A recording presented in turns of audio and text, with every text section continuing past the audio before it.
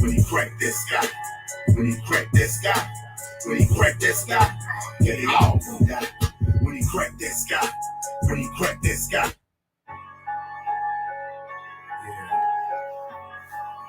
Book of Revelation, chapter 1, verse 7 and 8.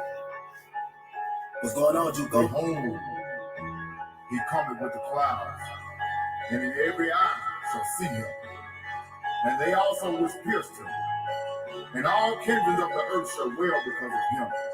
Even so, amen. I am Alpha and Omega, the beginning and the ending, saith the Lord, which is, and which was, and which is to come, the Almighty. Yeah. When he cracked that sky, when he cracked that sky, when he cracked that sky, yeah, they all gon' die. When he cracked that sky, when he cracked that sky, when he cracked that sky, yeah, they all gon' die. When he cracked that sky, when he cracked that sky, when he cracked that sky, yeah, they all gon' die. When he cracked that sky, when he cracked that sky, when he cracked that sky, yeah, they all gon' die. It brings tears to my eyes to watch my people suffer. Then I sit back and watch all these other nations bubble. Then I reflect on Deuteronomy 28 curses.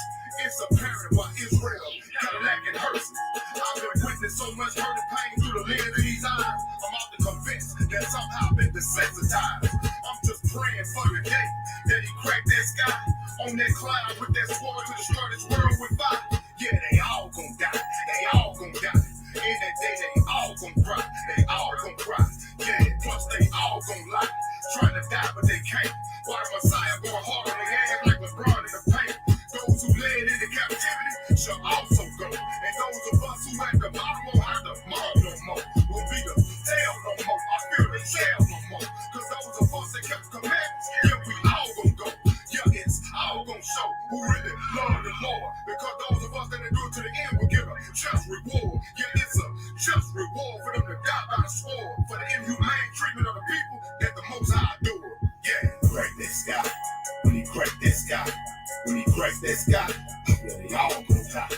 When he cracked that sky, when he cracked that sky, when he cracked that sky, yeah, they all gon' die.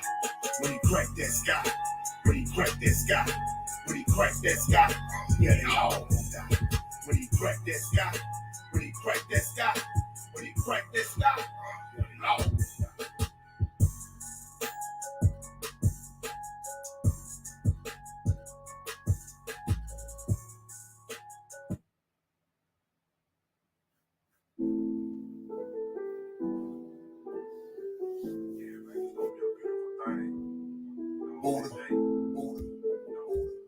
All rise again. The house of Israel. When he come back, I'm gonna rise again.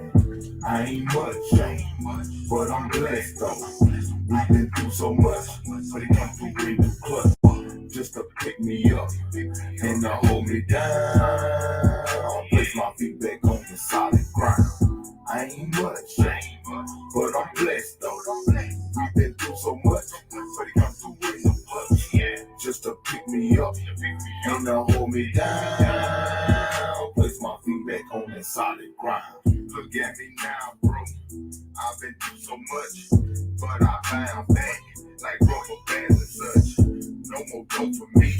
Everything that set me free. I'm on the natural high, like birds in the highest tree.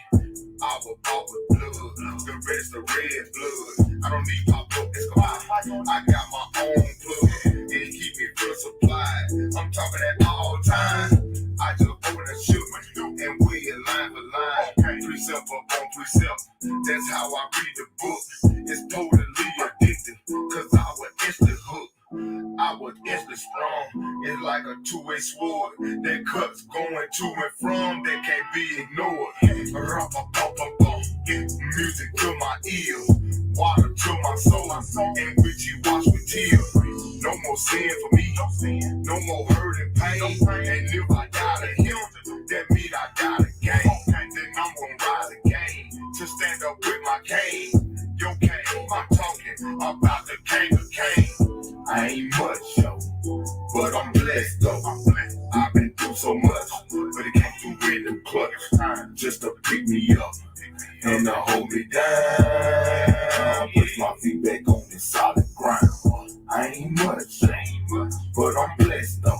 We've been through so much, but he come through in the clutch, just to pick me up and to hold me down. Place my feet back on that solid ground. I'm posted up like a light pole, sucking knowledge like a light bulb.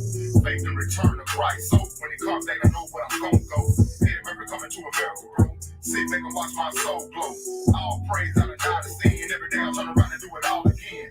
So when YAH'S return for the house of Israel, yeah, all praise to the Most High. Know that my soul gonna rise again. I ain't much, yo, but I'm blessed though. We've been through so much, but he come through in the clutch, just to pick me up and to hold me down. Place my feet back on the solid ground. I ain't much, but I'm blessed though. We've been through so much.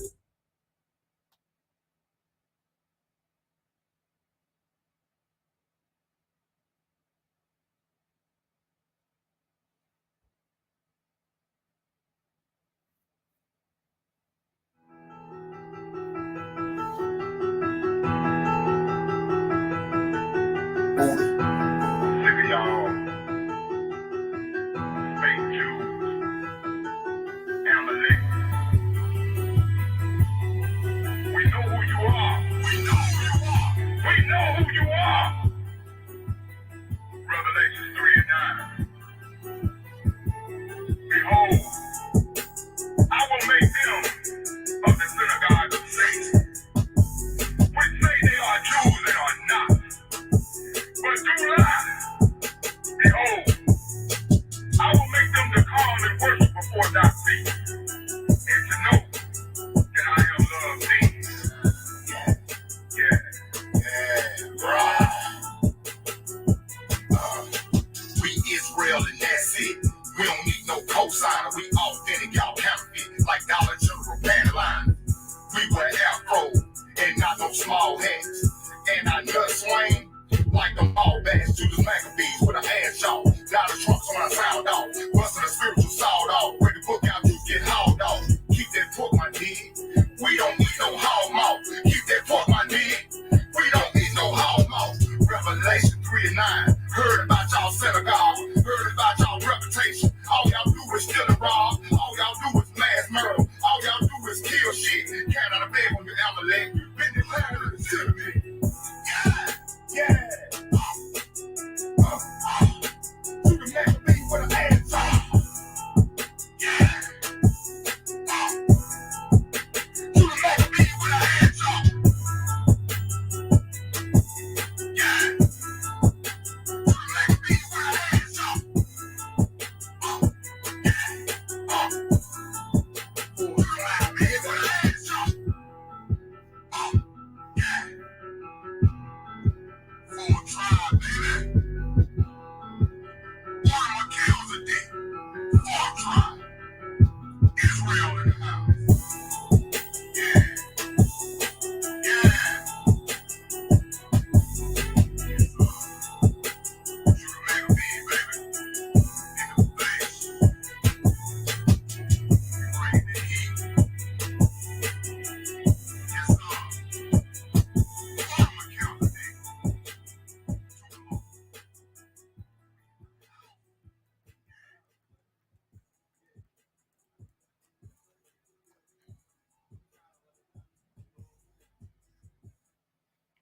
Shalom, shalom, shalom, family. When he cracked that sky, it's going down. All praises to the Most High, the God of Israel, the God of Abraham, the God of Isaac, and the God of Jacob. We thank our Lord and Savior, Yeshua HaMashiach, who came and died and rose again for the house of Israel.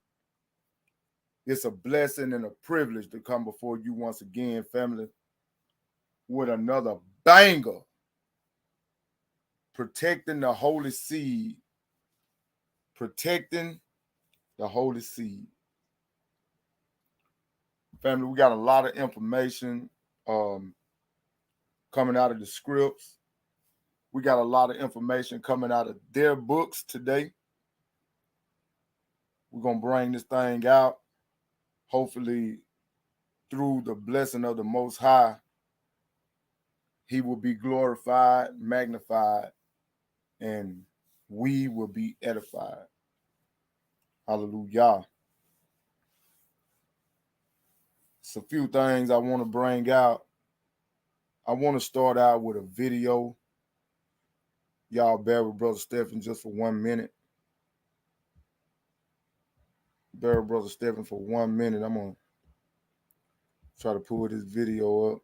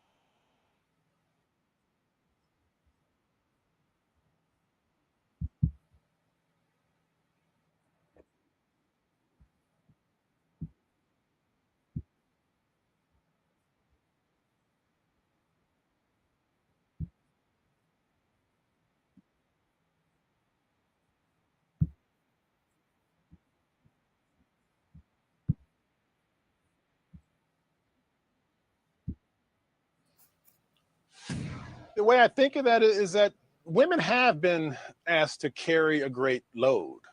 Black women shoulder a lot of the burden, in short, of Black men's struggles. And I am asking women to put the burden down. Many women think that they're attracted to Black men. They are attracted to Black men, but attraction itself is complicated. And one of the things that I discovered in the course of writing this book is that there's a whole host of fears and desires and anxieties that animate Black women's attraction to Black men. Okay, Banks recently wrote an article in the Wall Street Journal and said that 70% of Black women aren't married. That's roughly true. Okay, so is it time for single, educated, and working Black women to just forget the notion of marrying a Black man and look outside their race? A new Gallup poll shows more and more people are receptive to the idea of interracial marriage. In 1968, the numbers were quite low for whites approving of interracial marriage. This is a Gallup poll from USA Today, but today those numbers skyrocketed for both Blacks and whites. So does the author have a point? Is the Black marriage nearly obsolete? Is the idea just for white people? Have a Black couple here who says, hello, I'm right here. Joining us more to talk about this is Lamar and Ronnie Tyler, bloggers for Black and Married with Kids. All right, Tyler, so I guess my first question is, what is your reaction to what you have just heard? A lot of people have been talking about this. I just think the book is dangerous and it's sending a dangerous message. Dangerous. Fair use, Yes, fair I use. I definitely Fair think use. it is just perpetuating all of the negative stereotypes that are out there. And now is the time for Black people to come together and to work together, not to look outside of our community for the answers. Dangerous, how so? And I want you to answer this because he seems to be putting a lot of negativity out there on Black men. Sure. Well, I think what he's done is created a perfect mechanism to sell books, but not so much to help African-American women. All right. And I think, that's he's portraying this like this is some type of help tool for them, but not at all. I think anytime when you say that one entire group of people, specifically based on race, is bad and another group is good, then it doesn't make any sense at all. It's not helping anybody. Instead, the conversation should be, if there are problems in the African-American community, how can we uplift the community? What can we do to show them that marriage is positive, to show them that parenting is positive and where it's at? Instead of, making notions like these that basically just get you on TV, in the media all the time and allow you to sell books. Well, because some of the numbers that he put out there are true.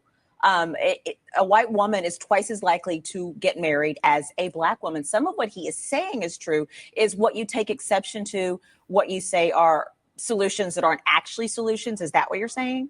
Exactly. Solutions that are not actually solutions. So if it's true, let's get down to why it's true and bring forth real solutions for the Black community. Okay.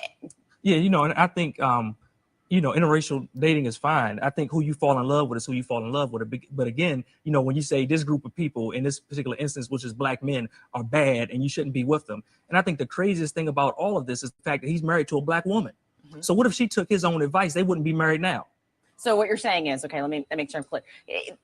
He's saying, look outside of your race because there's a problem with your race, as opposed to just be with whoever you choose to be with, regardless of what their race is. Is that what you're saying? Yeah, it's this two-part thing. It's Okay. part of it is that, and part of it is this thing about the Black man being so bad, just perpetuating these continual stereotypes that we've had now for generations and generations. And the problem becomes when you have people in communities that don't see marriage every day, that don't see those positive images of marriage portrayed, they start to believe things like this. When they see books and they see movies and they see different things, something that marriage is for white people, they start to actually get that into their conscious, and then that passes down from generation to generation. Because there are plenty of positive images of Black marriages out there. I mean, we've got the Obamas. I mean, Exactly. There's a Will and Jada.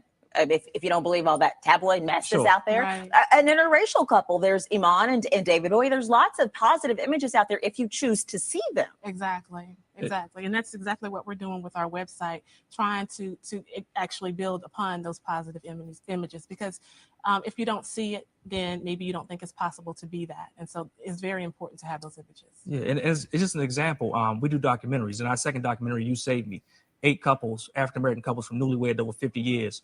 We premiered it in DC, sold out over 540 seats in advance of the screening. They had to put up folding chairs down the aisle, I like to say, like church on Easter Sunday. And these people, we're not Spike Lee and Tanya Lewis Lee. They didn't know us by name recognition, but that's how hungry in our community we are for positive. Listen, there's a good chance somebody's trying to hack your website right now. You gotta make sure you're covered. I'm talking about enterprise-grade security built into your site and fully managed for you.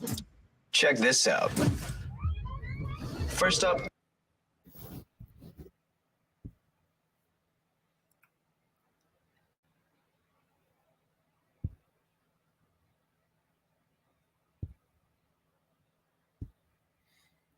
all right, shalom, Hebrew. So there's a book. Shalom. Shalom, There's Hebrew. a book that a Hebrew man put out about Black women shouldn't marry Black men. This a Hebrew Israelite male that's pushing a narrative that Black women shouldn't marry Black men because we are pieces of crap. We are no good for marriage. Don't call him no Hebrew Israelite, man. Call him a black man. Shit, call him a coon. He married to a white woman. Hey, Call Negro. him that. A Negro. Yeah, a Negro. I told you. I keep on saying it again to stick in their brain. The Negro is a phenomenon. Y'all gonna learn, listen. Tell you gonna learn. Go ahead, Hebrew. So this brother wrote a book, and it's getting a lot of traction. The brother said we are not worthy as Hebrew men to be married to our own women. That's what he pushing. Now, it's 331.9 million people in America, right? Right. 331.9 million. 18% of our population, which is a very small, minute number amongst that 331.9 million, you might well say 32, is interracially married. 26% of the Hispanic community is interracially married. So what do they tell you? It's our people, the Black people, and the non-whites are the ones that's looking outside of their race to get married to white people. It's crazy. But if we look at the scriptures, the Most High commands us to do the complete opposite, Hebrew. That's right. Can I All say right. something, Hebrew? Yes, sir. Go ahead. Uh, Brother Sly took the thought right out of my brain and he wrote it in the chat. 18, not 18%, but the large percentage of black women file for divorce. You know that, right?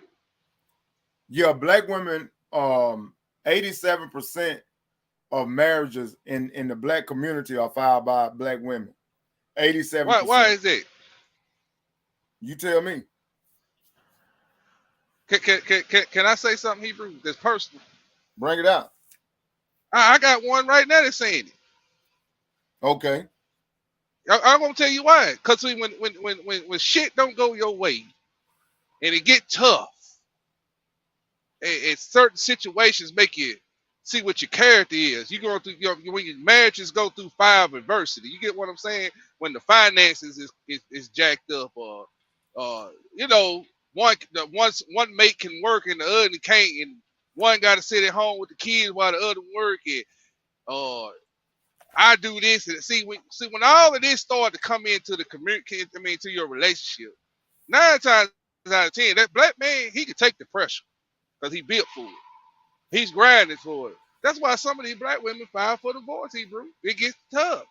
See, it was easier for her when they was out there on their own. They had assistants. They had you know how the single woman, black woman had their stuff set up. You get what I'm saying, Hebrew? Right. But when they get it with a provider, when they got to get with a man, they got to take authority now. They got to take all of this. See, that weighs on them. Submission. Yeah, submission. Now, they get to thinking about how it used to be for them when they were single. And that's why they think it's better for them to be single, because I ain't got to submit. I ain't got to put up with this. I was doing better before I met you. In their eyes. In their eyes. That's right. But that's just where I'm coming from. That's my perspective. Finances is one of the main reasons for divorce in America. Matter of fact, I think it's the #1 reason for divorce is finances.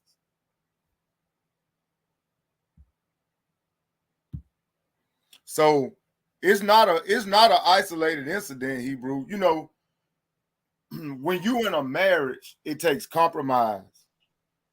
It takes understanding. Mm-hmm. It takes give and take. You're not going to always be right. You're not going to always be wrong. But you have to be able to admit that you're not right all the time. You have to be able to admit that the other person is not wrong all the time. Right, and right.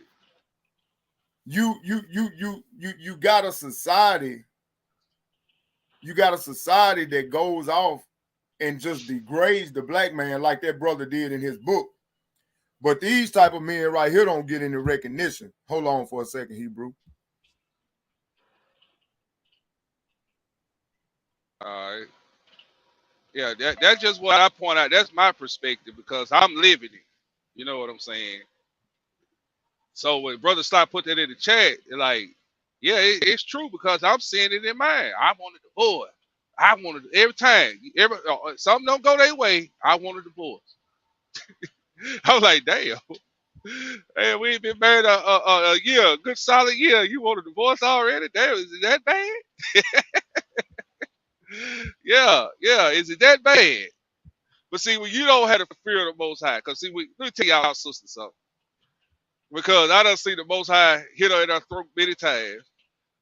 When you talk back to your husband and you disobedient to your husband, if that man is in line with the Most High and he's keeping the commandments, but you over there buck wilding, bucking, kicking against the prick, going against instructions, you ain't talking bad to him, cussing him out. You really talking to the Most High. You know that, sisters?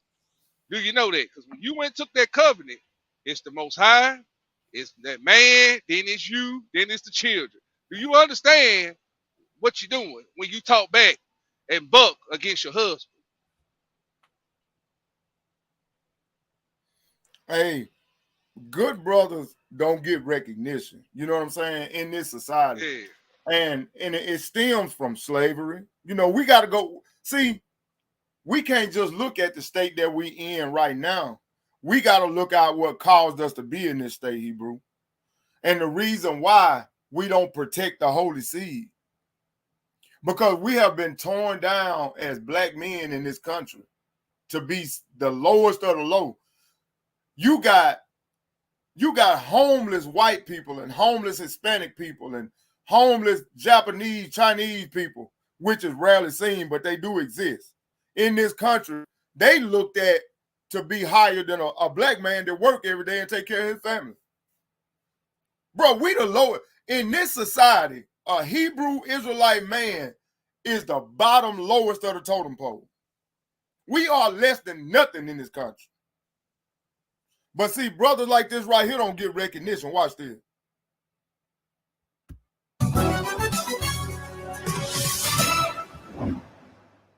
There was a video out of Orlando, and you know we always seeing some crazy videos coming out of Florida. Well, this was in a Walmart parking lot. You had a woman, she had a child driving, and some reason this guy is going to get out of the car. He's pissed off, he's upset, so he's going to run up and approach a pregnant woman, which is the mom, and he's like he was going to hit this woman the way he was being extremely aggressive. And we know we've seen many of these videos how they will go and just stab black women, punch black women because they feel that they have no one to look out for them.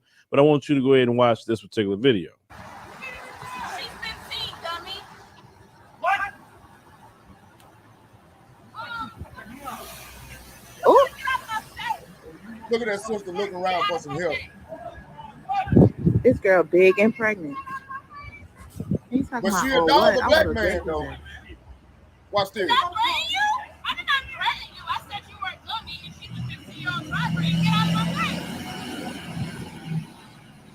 Get out of my face. Walking up on his face like that. Is she walking up on you? Exactly. You need to back the fuck up. You heard what the fuck I said? I said you need to back the fuck up. That's a woman. You're a mama. And you's a motherfucking man. Now what you gonna do? Go the fuck on. Go the fuck on. Go the fuck on. Put that gun away. Fuck you. Put that gun away, motherfucker. Go ahead. Go ahead. You just threatened me. Away. You just threatened me, motherfucker. Fuck you. Go to the store. Gun Go away. to the You're store. not a man. Go You in the ain't a man. store. I ain't used shit yet. Boy, put your motherfucking hands on me. I don't give a fuck who you call. You did this. You're the one that's aggressive to everybody. I don't care who you call. Call the cops. Call the You got cops. it in my face. In his face. Yes, I you don't do. want to record all of it because I'm here for it That's today. right. I'm a pregnant woman. You got our all in our face. We got this lady filming. Just walk away. He's got a gun, ma'am. I've been recording every second, sir, since you got out the car. Do your business. Get the fuck one out of here. Hey. Go ahead. I'm gonna take it. Thank you so much. Yes, I am. You were about to hit a pregnant woman. I have it here on camera. I don't give a fuck. Go ahead. Go ahead. Yeah. Hey, I tell you what. I will break your motherfucking face. What? That's what I said. Ooh, That's let what me I get said. my Put your shit. hands on. Go ahead. Put your hands on. Put your hands on. You got a gun. What? That's right. So what? You jumping on a pregnant woman. A gun at somebody is legal. I ain't pointed at nobody. You a lying motherfucker. I got it on film. Go ahead. You motherfucker. That's right. You motherfucker. Do it again. Do it again. Come on. No. Hit people. You don't try to hit me.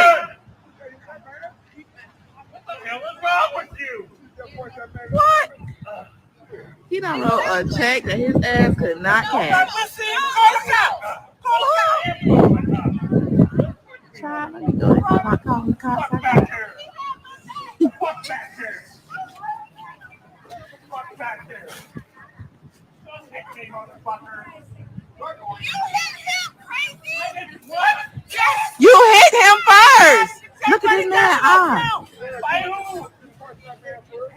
You hit him first. I'm about to leave ground beef and McCart and stuff, trying to be defending this pregnant lady.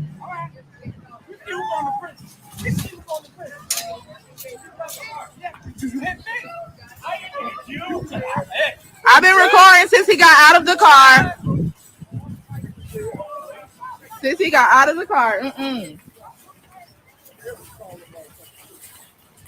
Well, they love to call the police, but this white man about to jump on this damn pregnant girl. Hell no. She better than me because my pregnant ass would have fuck out his old ass.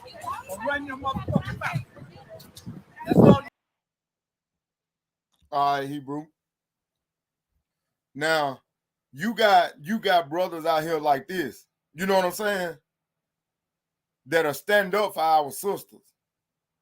Don't know their sister from Eve. Yeah. But he was willing to stand up for this sister. But if he hadn't stepped in right there, did you see how that sister was looking around for somebody to help her, bro? Yes, sir. But, you know, they look to us to be their protectors, but they dog us so bad, bro.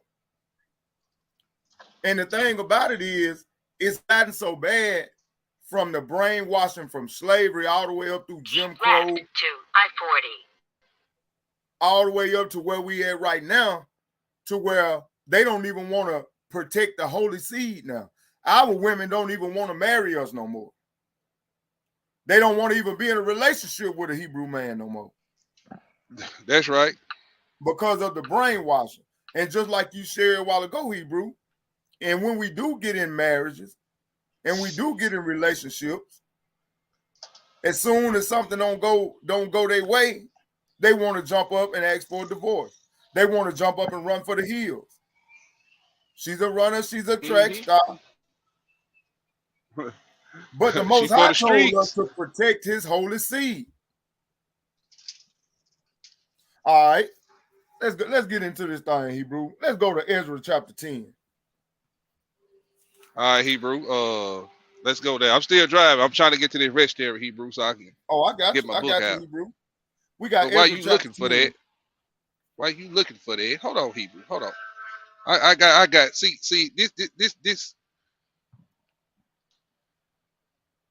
This comment right here. See, that's not why domestic violence, infidelity, emotional abuse, molestation, extra families outside of the home, keep a balanced message, or do more unbiased research. Okay.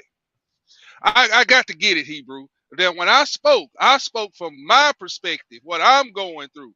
I didn't put everybody, the whole black community in it. I said, from my perspective, what I'm going through. Did I say that, Hebrew? That's what you said. Now, why is this up here? You know why that's up there? You know why that's up there? Because they think we don't do the research, Hebrew.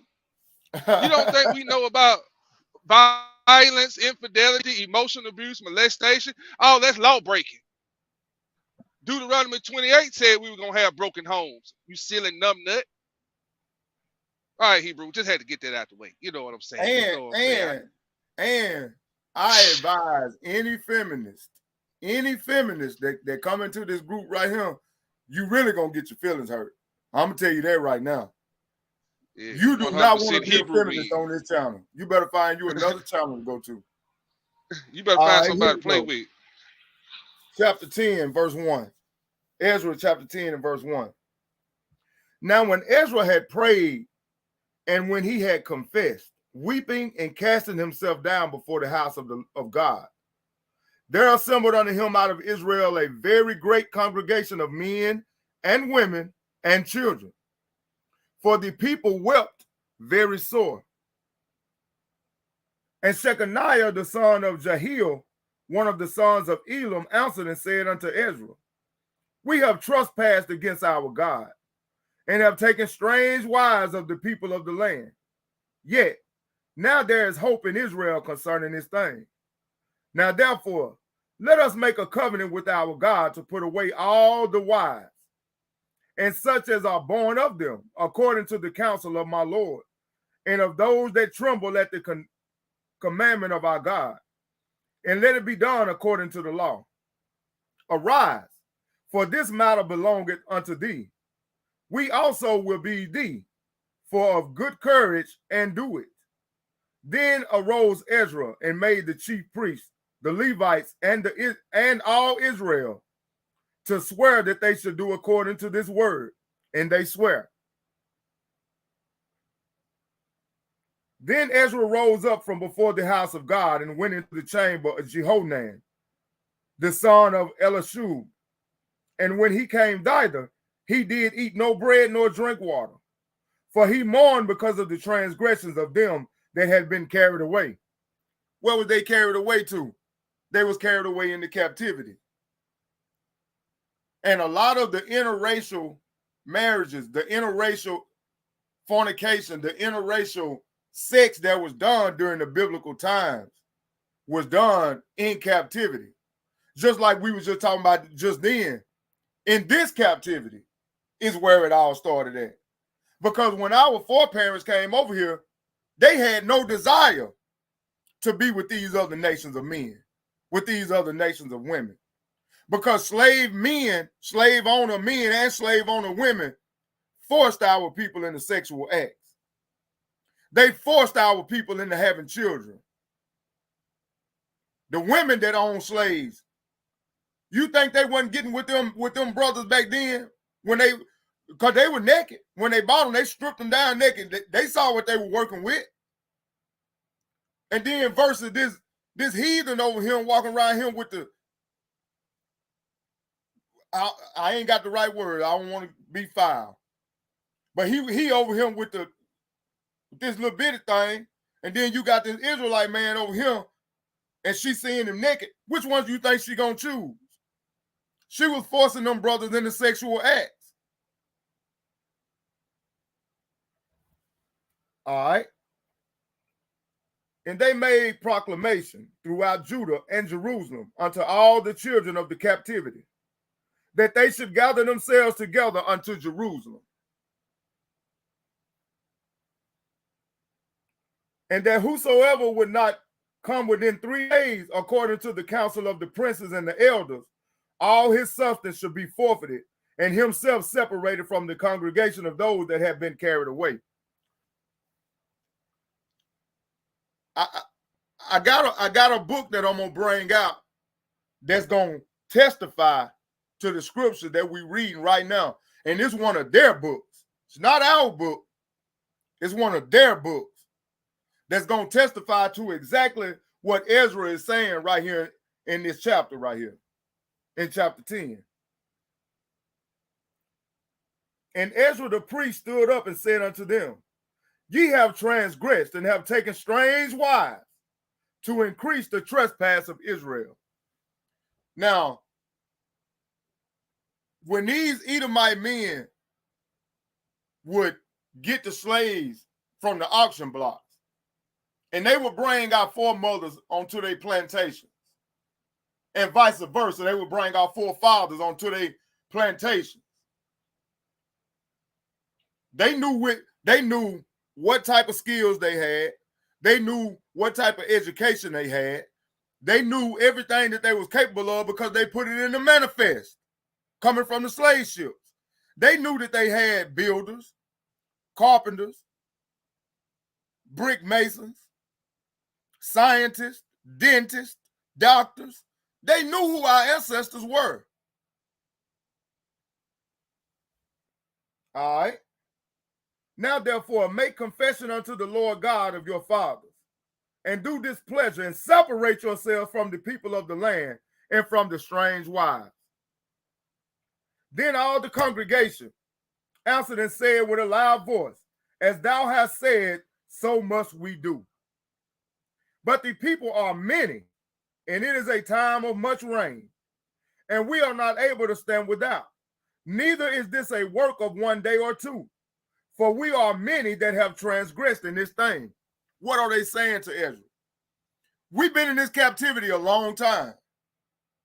We've been mingling our seed amongst these strange women, these strange wives, for a long time.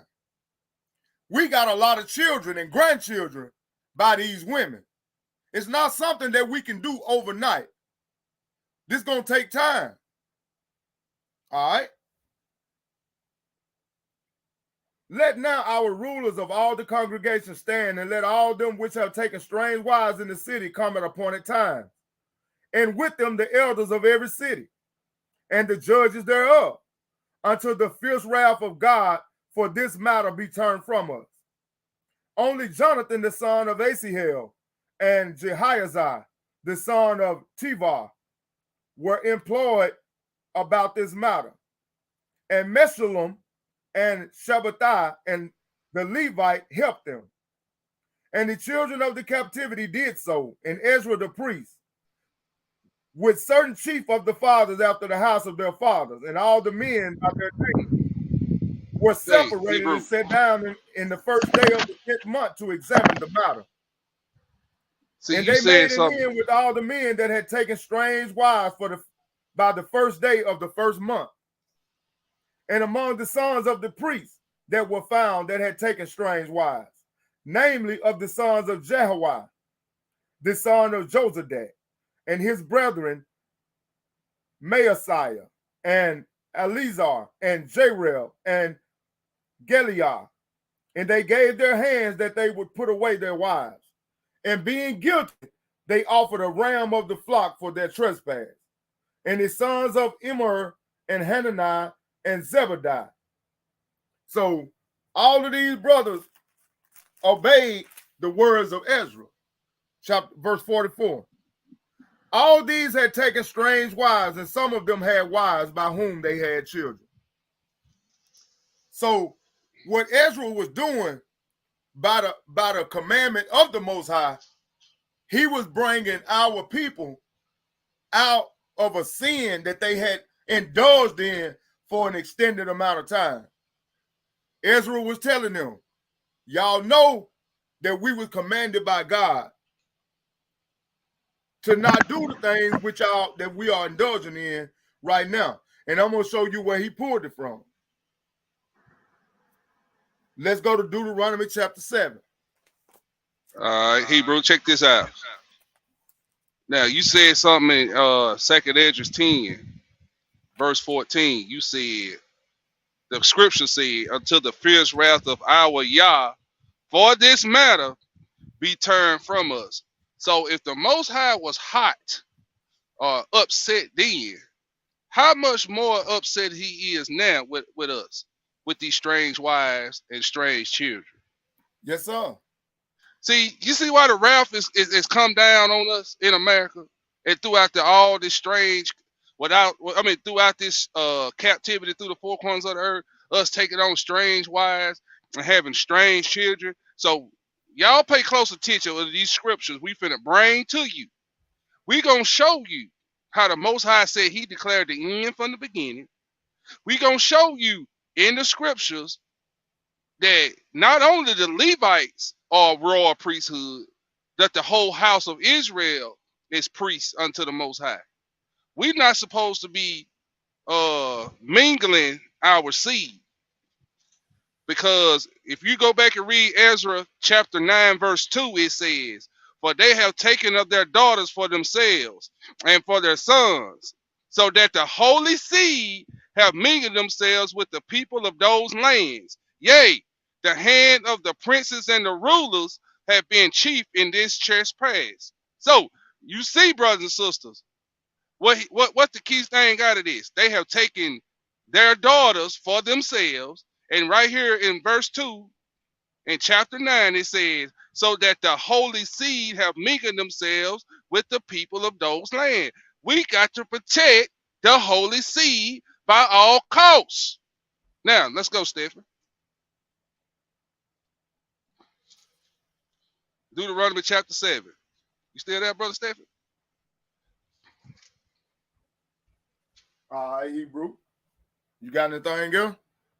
Bro, that was it. I would just let them know what to look for in this lesson, because we want to show them how the Most High separated it then, and he gonna separate it again from these strange wives and children.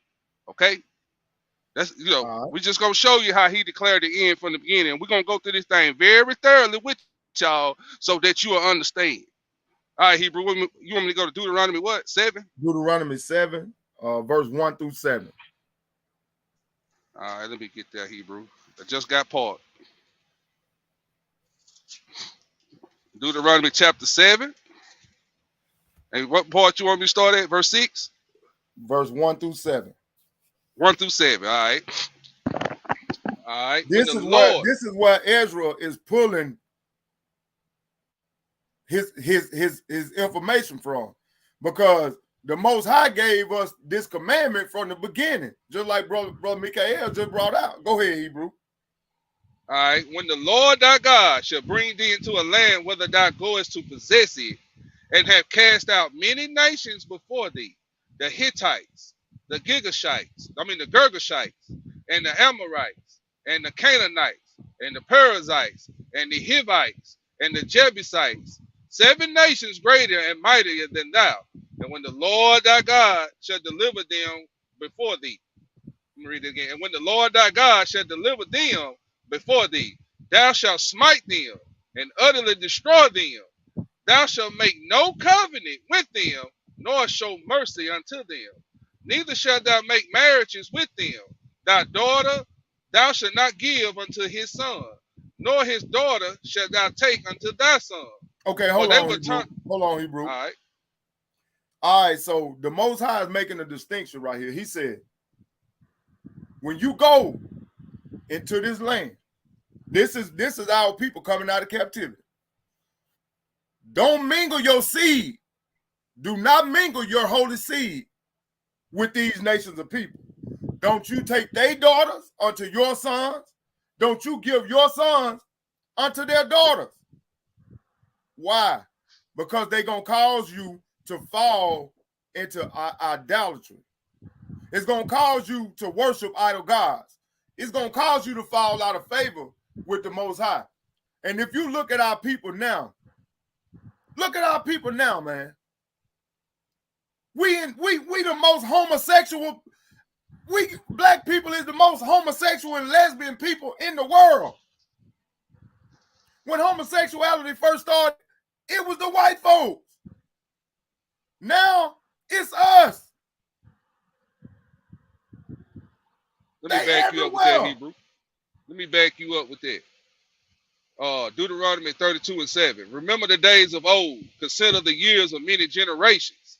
Ask thy father, and he will show thee.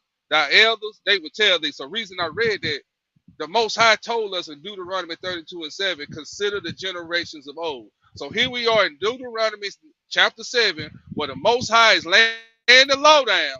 Don't marry these strange nations. Don't do it. So why did I read Deuteronomy 32:7, consider the generation old? Look what Solomon did. Look what Samson did. We're going to get to it. Oh, I'm sorry, Hebrew. I'm just, okay. All right, Hebrew, I'm sorry. Go ahead. So look at those examples. We're going to show you these examples, how you can go off marrying the strange nations. Okay, go ahead, Hebrew. All right, go ahead with verse 4. Verse 3, Hebrew. No, you're right, verse 4. For they will turn away thy son from following me, that they may serve other gods. So will the anger of the Lord be kindled against you and destroy thee suddenly. Like we read over there in Ezra chapter 9, verse 14. The wrath of the Most High gonna come down on you for marrying these strange wives and bringing these strange children in this world. Okay, let me keep going. But thus shall ye deal with them. Ye shall destroy their altars and break down their images and cut down their groves and burn their graven images with fire. For thou art an holy people unto the Lord thy God. The Lord thy God had chosen thee to be a special people unto himself, above all people that are upon the face of the earth. The Lord did not set his love upon you, nor choose you, because you were more in number than any people, but you were the fewest of all people. Okay. All right. So the Most High just established right there. Do not mix your seed with these other people, because they're going to cause you to stop following me. And you are a holy people. You are a holy seed. I chose you above all other nations upon the face of the earth. Not because you were more in number, but because I have loved thee. It's more than one reason for us not to mix our holy seed. It's several different reasons, and we're gonna continue to bring it out throughout this lesson. All right, Hebrew, turn to Exodus chapter 23 and read verses 32 and 33. Exodus, what Hebrew said again? My phone went out. Exodus 23, All right. 32 through 33. All right. And it reads, Thou shalt make no covenant with them, nor with their gods.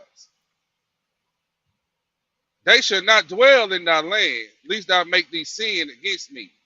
For if thou serve their gods, it will surely be a snare unto thee. Okay, Bro Stephen, ain't nobody getting down, bowing down to no graven images. Ain't nobody bowing down to no statues. No, in 2023, idol worship don't look like that no more. Idol worship look like homosexuality, lesbianism, transvestism, queerism, Christianity, Catholic Church, Baptist Church, Pentecostal Church, Lutheran. All of those are idol gods that are worshipped outside of the one and only true God. And women worship. You right, Brother Sly, because in 2023, everybody a dime now.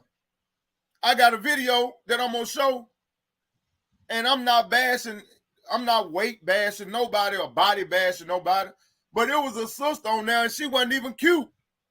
Bro, she weighed about 320 pounds. On there talking about, I used to care what people thought about me, and I used to rate myself as a 4. But in 2023, I look at myself and I know I'm a 10. That's because of women worship. They have caused our people to worship black women.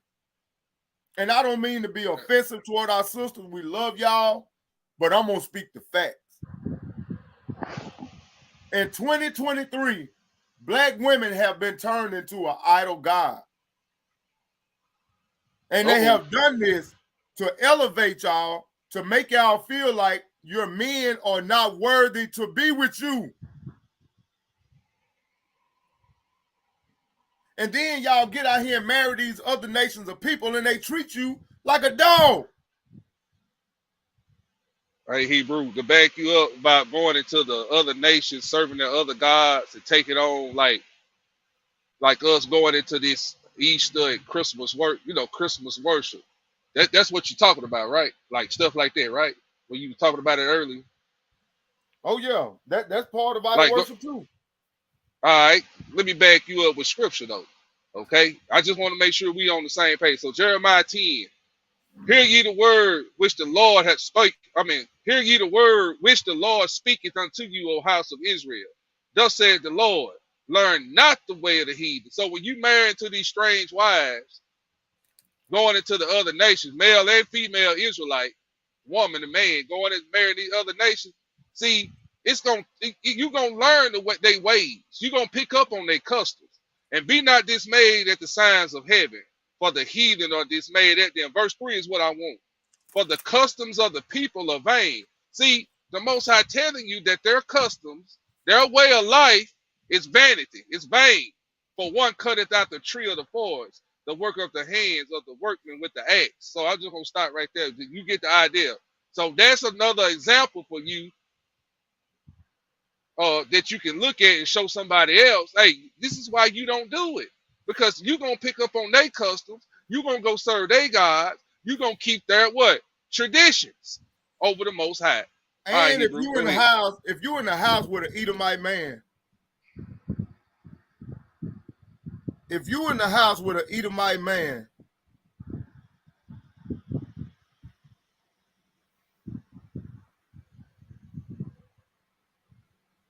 hold on, Hebrew. All right.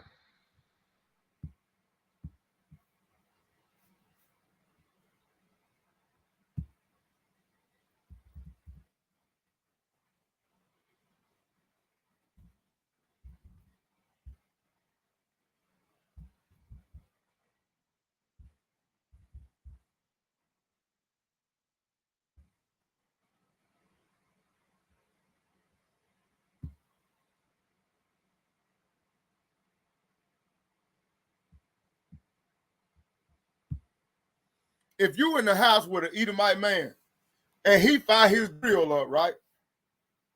You do know how that heathen gonna cook that meat, don't you? We are commanded not to eat blood. But when the heathen go out there and fire that grill up, that meat is gonna be rare. It's gonna be blood still running out of it. Then you gonna eat it, your children gonna eat it. But it won't matter about them eating it because they eat the mice anyway. But you gonna eat it as an Israelite. That's another form of idolatry. That's another sin. Because you gonna eat it. Why? Not because you like it. You gonna eat it because Esau like it. So you basically putting that man, Edomite man, before you put the Most High. And the Most High tell us not to even put man, or Israelite man, before you put him. So that's another way of falling into sin based upon being with the other nations of men and women. All right, Hebrew, let's go to Genesis. Genesis chapter 28, and we're going to look at verse 1 through 4. And Isaac called Jacob and blessed him and charged him and said unto him, thou shalt not take a wife of the daughters of Canaan. Now, this is when Esau and Jacob had grown up. Esau was out to kill Jacob. But Esau had already chosen strange wives from among the Canaanites. And Isaac and his wife, they saw that. And they told Jacob, they said, listen, do not marry. Thou shalt not take a wife of the daughters of Canaan. Arise, go to Padoram, to the house of Bethuel, thy mother's father, and take thee a wife from thence of the daughters of Laban, thy mother's brother. So to start the lineage of the Israelites, starting with Jacob, with the 12 tribes, his parents told him, don't mix your seed with these other nations of people. Why? Because we just read that the Most High told them, do not marry these other nations of people. Do not give your daughters to their wives. Don't give your daughters to their sons, and don't give your sons to their daughters. And don't you marry. Now just think if Jacob would have went out there and married those women from those Canaanite people. He would have messed up the whole 12 tribes. He would have messed us up. But he kept the commandments of the Most High. He did what he was told to do. All right. We're going to go to the Apocrypha for a minute, Hebrew. Let's go to the book of Tobit, chapter 4, look at verse 12. All right, hold on, let me get there. Can you hear me, Hebrew? Yeah, I can hear you. I can hear you fine. All right.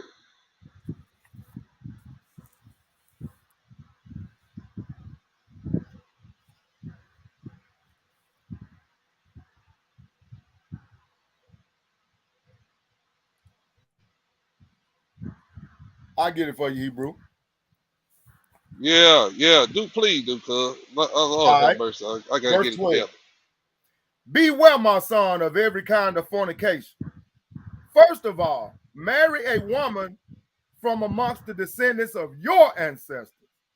Do not marry a foreign woman who is not of your father's tribe, for we are the descendants of prophets. Remember, my son, that Noah, Abraham, Isaac, and Jacob, our ancestors of old, all took wives from among their kindred. Did we not just read that? Did we not just read that in Genesis 28, 1 through 4? That's right. Okay. They were blessed, in their children, in their posterity, will inherit the land. So now, my son, love your kindred, and in your heart do not disdain your kindred, the sons and daughter of your people, by refusing to take a wife for yourself from among them. For in pride there is ruin and great confusion, and in idleness there is loss and dire poverty. because idleness is the mother of famine. So we reading precept after precept after precept from the 66. Now we over here in the Apocrypha. Now let's go to 1 Ezra chapter 9. And First Ezra chapter 9 gonna go in more insight into the Bible with Ezra chapter 10. It's gonna give you more clarity on what really went down. That's First Ezra, right, Hebrew? That's right. Yeah, that's First Ezra. First Ezra chapter 9 is gonna give you more insight of Ezra in the Bible.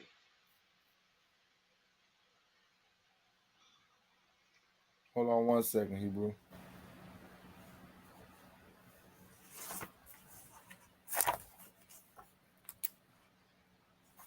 All right, First Ezra chapter 9. All right. Then Esdras, rising from the court of the temple, went to the chamber of Jonan, the son of Elazeel, and remained there, and did not eat meat, nor drink water, mourning for the great iniquities of the multitude. And there was a proclamation in all of, it say Jewry in my book Hebrew, but Judea. all Jerusalem. Yeah, Judea and Jerusalem. All right. And there was a proclamation in all Judea and Jerusalem to all them that were of the captivity, and that they should be gathered together at Jerusalem. And whatsoever met not there within 2 or 3 days, according as the elders that bear rule upon it, their cattle should be seized to the use of the temple, and himself cast from them that were of the captivity. And in 3 days were all they of the tribe of Judah and Benjamin gathered together at Jerusalem on the 20th day of the 9th month. And all the multitude sat trembling in the broad court of the temple because of the present foul weather. Just like we read in Ezra chapter 9 in the 66. All right, y'all, let's read. And all the multitude sat trembling in the broad court of the temple because of the present foul weather. So Ezra rose up and said unto them, Ye have transgressed the law in marrying strange wives, thereby to increase the sins of Israel. And now by confessing, give glory unto the Lord Yah of our fathers, and do his will, and separate yourselves from the heathen of the land and from the strange women. Then the multitude cried, then cried the whole multitude and said with a loud voice, like as thou hast spoken, so will we do. But for as much as the people are many, and it's foul weather, so that we cannot stand without, and this is not a work of a day or two, seeing our sin in these things is spread far. Therefore, let the rulers of the multitude stay, and let all them of our habitations that have strange wives come at the time appointed. Just like we read in what? Read in Ezra chapter 9. At that appointed time. All right, let's keep reading. And therefore, let the rulers of the multitude stay, and let all them of our habitations that have strange wives come at the appointed time, and with them the rulers and judges of every place, till we turn away the wrath of the Lord from us from this matter. Same thing, like it said in Ezra 9 and 14, the wrath of the Most High has come down on it. All right. Then Jonathan, the son of Azazel, and Ezachas, I think I'm saying it right, the son of Theocanus, accordingly what verse you at, Hebrew? Verse 14. Jonathan and Asahel and Jaziah and Tikvah. Yeah, yours read different from mine. Okay, according took this matter upon them, and Musalam and Levis and Sabbathias helped them, and they that were of the captivity did according to all these things. And Esdras, the priest, chose unto him the principal men of their families, all by name. And in the first day of the 10th month, they sat together to examine the matter. So their cause that held strange wives. Let me start over. So their cause that held strange wives was brought to an end in the first day of the first month, and other priests that were come together had strange wives were found of the sons of Jesus, the son of Josedek, and his brother Matthias, and Eleazar, and Jorabus, and J-Rup. Jonathan. Okay, and J-Rup what yours and say? Jodan. J-Rup and Okay. Jodan. You know me, you got two different apocryphals. Mine got this, yeah. So yours say Jodan, all right. And they gave their hands to put, and they gave their hands to put away their wives and to offer rams to make reconciliance. Say that word for me, Hebrew. Mine say exploitation. Exploitation. Reconciliament. Expulsion. Yeah. Of Mine say errors. reconciliament for their errors. So anyway, they saying they're gonna reconcile for their errors. But it say reconciliament. That's what it say. All right, what you want me to keep reading to, Hebrew? You good right there. All right now it ain't nothing but a whole bunch of names. You just finna go into a bunch of names. Okay, now I'm gonna go to a book called The Jew, a Negro. The Jew, a Negro. What's your question, Brother Sly? The Jew, a Negro. This is the name of the book that I'm about to go into, family. The book is written by Talmud Abernathy. Talmud Abernathy. Or Tamaj Abernathy. Ask your question, Brother Sly. I'm gonna start on page 67. It's called The Jew, a Negro. I'm starting on page 67. Makeda, for according to them, that was her name, receiving an account of Tamarine, an Ethiopian merchant, took a journey to Jerusalem to know the truth of this report. She was attended by a great train of her prime nobility and carried with her a variety of most magnificent presents. This lady that we're talking about,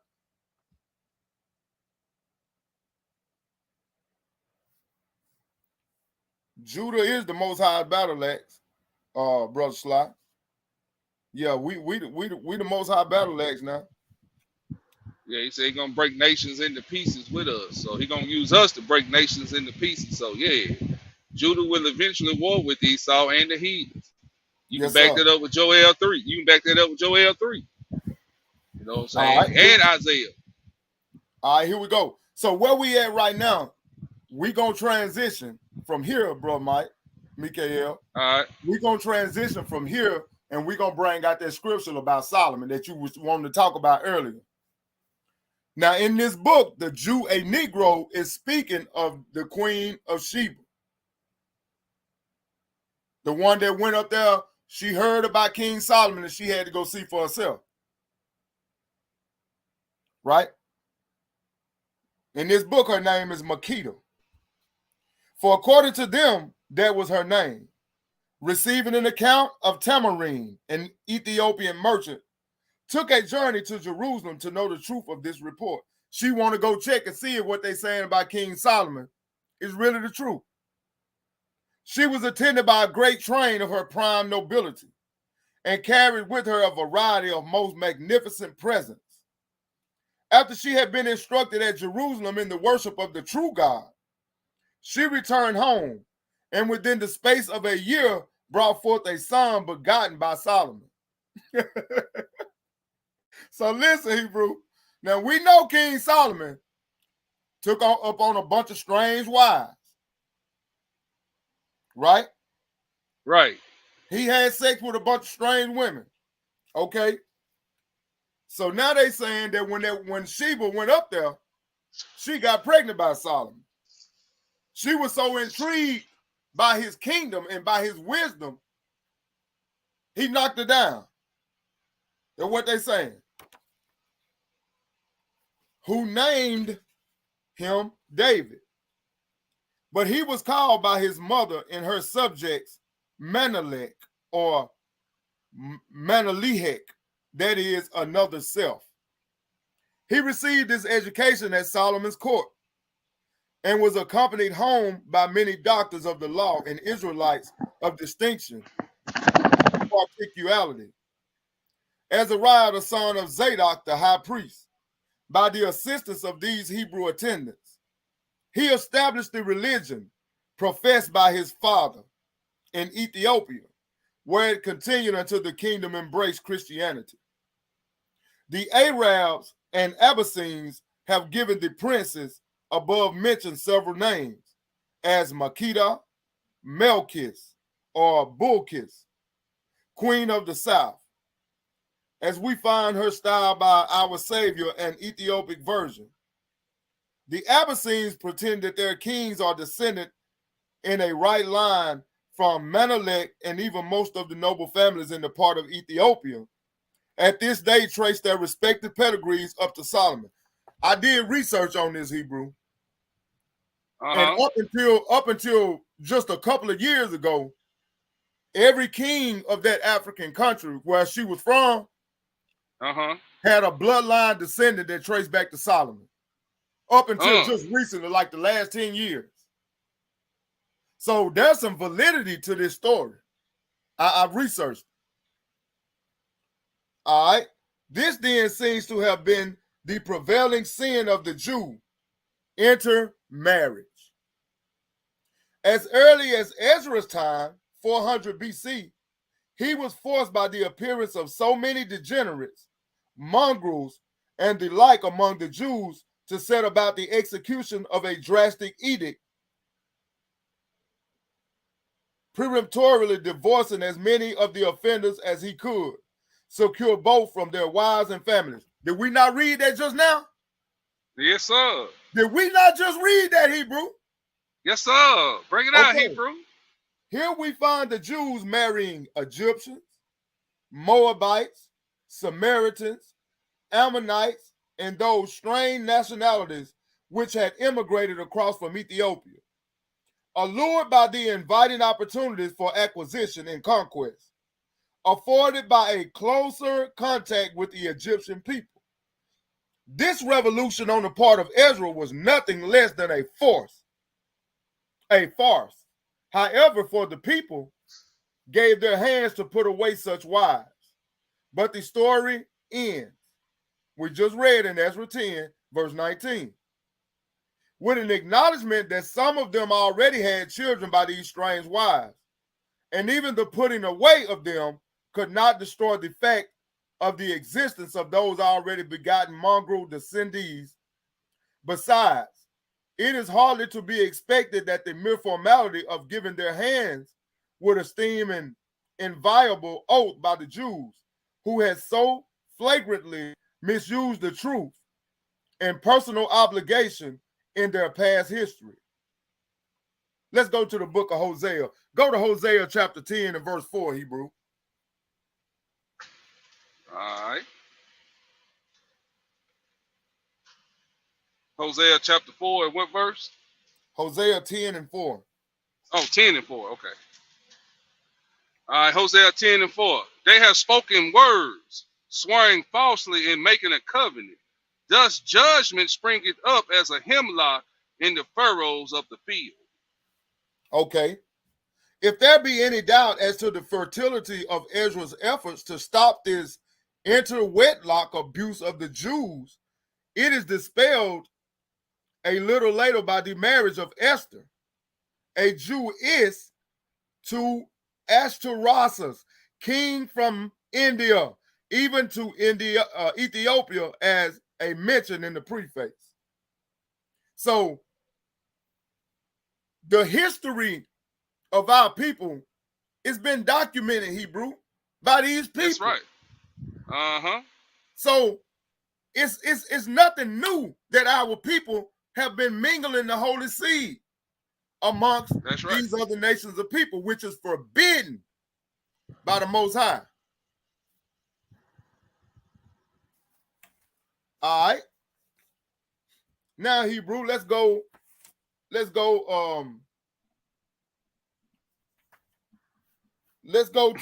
Exodus chapter 23. Uh-oh. Hey, brother Sly.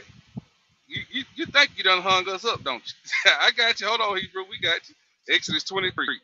Yeah, but I'm gonna deal with this lesson first before we touch that. Yeah, we gonna get that. I seen it All on right. there. Yeah, I seen it on there, but I'm gonna deal with this lesson Yeah. first. Exodus 23, and we're gonna do 32 through 33. All right, 32 through 33. Thou shalt make no covenant with them, nor with their gods. Thou shalt not dwell. They shall not dwell in thy land, lest they make thee sin against me. For if thou serve their gods, it will surely be a snare unto thee. Okay. Now let's do this, Hebrew. You It's good, finna brother get Scott. good Go now. ahead. It's finna get Yeah, good getting now. good. Let's get it. Deuteronomy chapter 7 and verse 6, Hebrew. No, bro, Sly, we ain't taking no offense to it, bro. You good. We're gonna bring it out. Let us get finished with this lesson. We'll talk about it.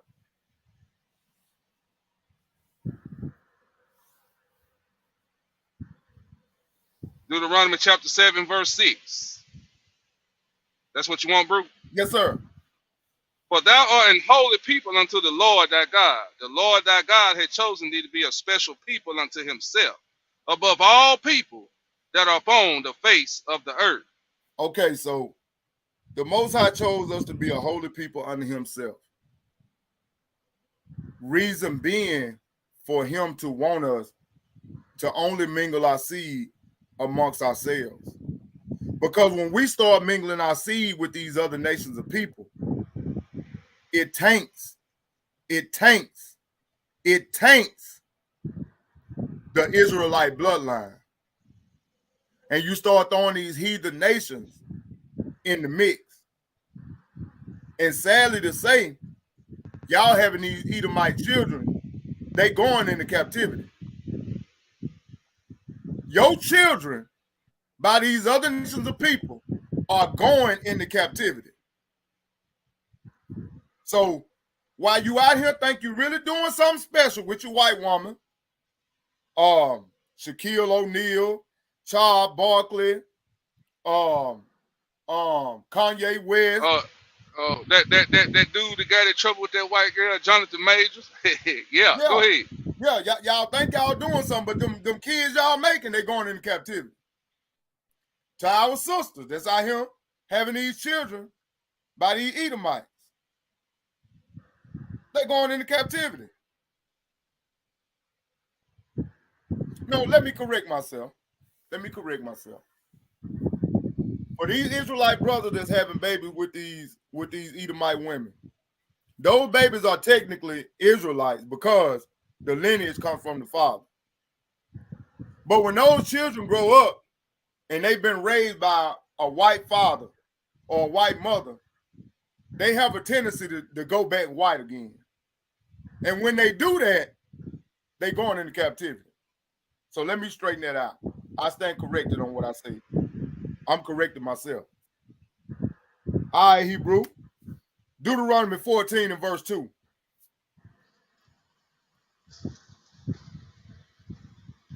Deuteronomy 14 and 2. For thou art an holy people unto the Lord thy God. The Lord hath chosen thee to be a peculiar people unto himself, above all nations that are upon the earth. All right, Hebrew. Now let's go to the verse that you wanted to bring out. 1 Peter chapter 2 and verse 9. All right. I'm going to let you break this one down. All right. I'm turning pages, Hebrew. 1 Peter what? 2 and 9. And it reads, but ye are a chosen generation, a royal priesthood, and holy nation, a peculiar people, that ye should show forth the praise of him who have called you out of darkness into his marvelous light. So while we read that, did you not hear that we are a royal priesthood? Our blood shouldn't be mixed with other nations because we're royalty. The same blood that's flowing through our veins right now, that is the same blood that was flowing through Christ's vein when he was on the earth. And that's why we read those other scriptures in the Old Testament showing you where Peter pulled this from. It's not just the Levites that's a royal priesthood, that's the priest. It's the whole house of Israel that's a royal priesthood. That's what you got to understand. All right, Hebrew. All right, precept that Hebrew with Exodus 19, 5 through 10. All right, and this is where he pulled it from, Exodus 19.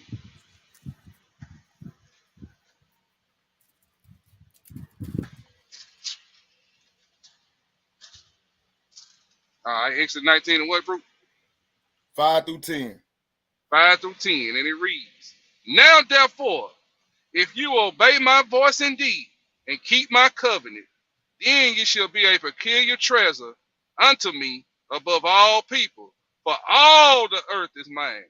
And you shall be unto me a kingdom of priests. See that? A kingdom of priests and holy nation.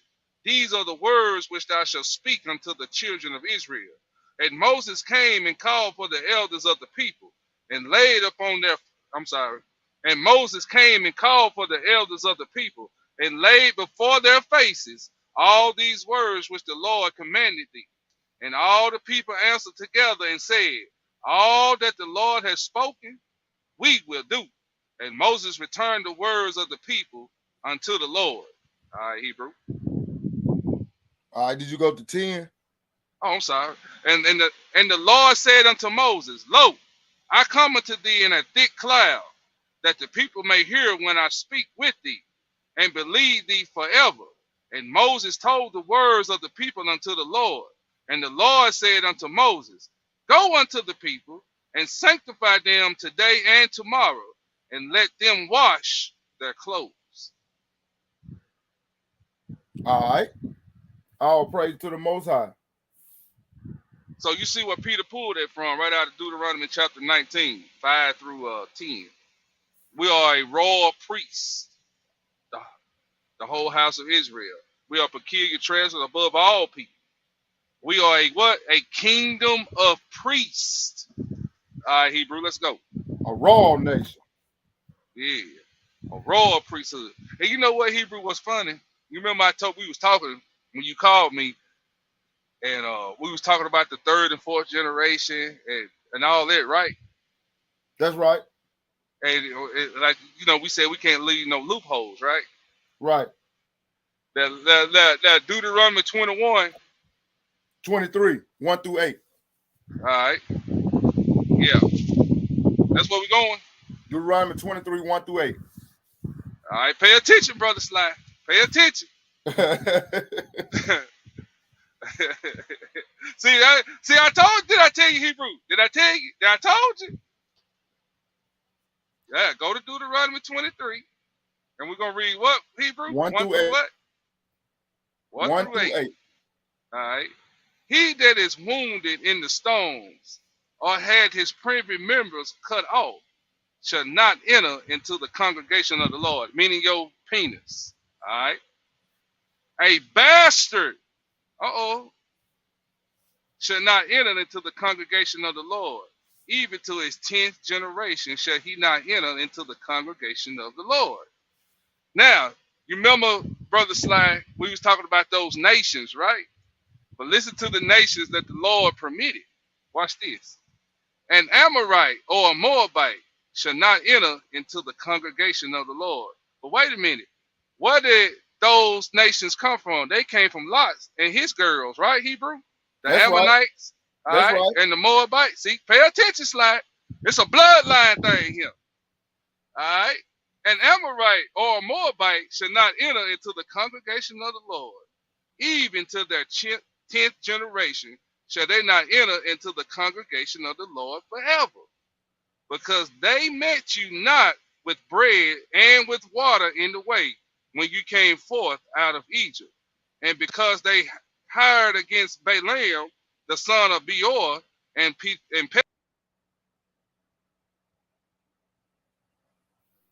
phone call, bro.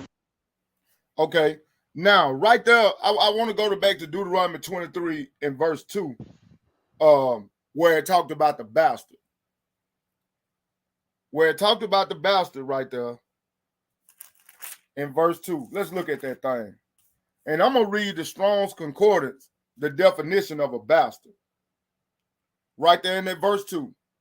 from an unseen root men to alienate a mongrel that is born of a Jewish father and a heathen mother is a bastard. And I corrected myself a minute ago, and I wanted to bring this out to show that I was correct the first time that I said it.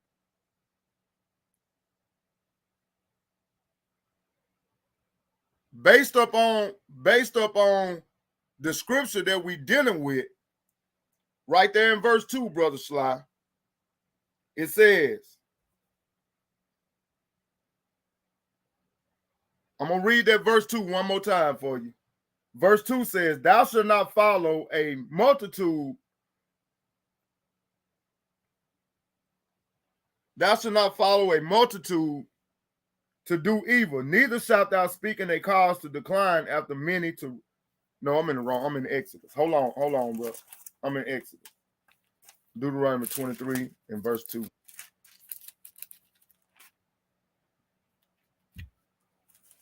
Deuteronomy 23 and 2.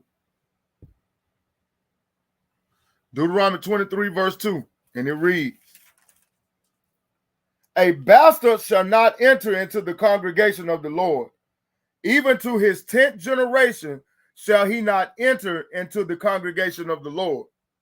So when an Israelite man have a child by a non-Israelite woman, they have to be bred unto the 10th generation in order to be capable of entering into the kingdom of the Most High.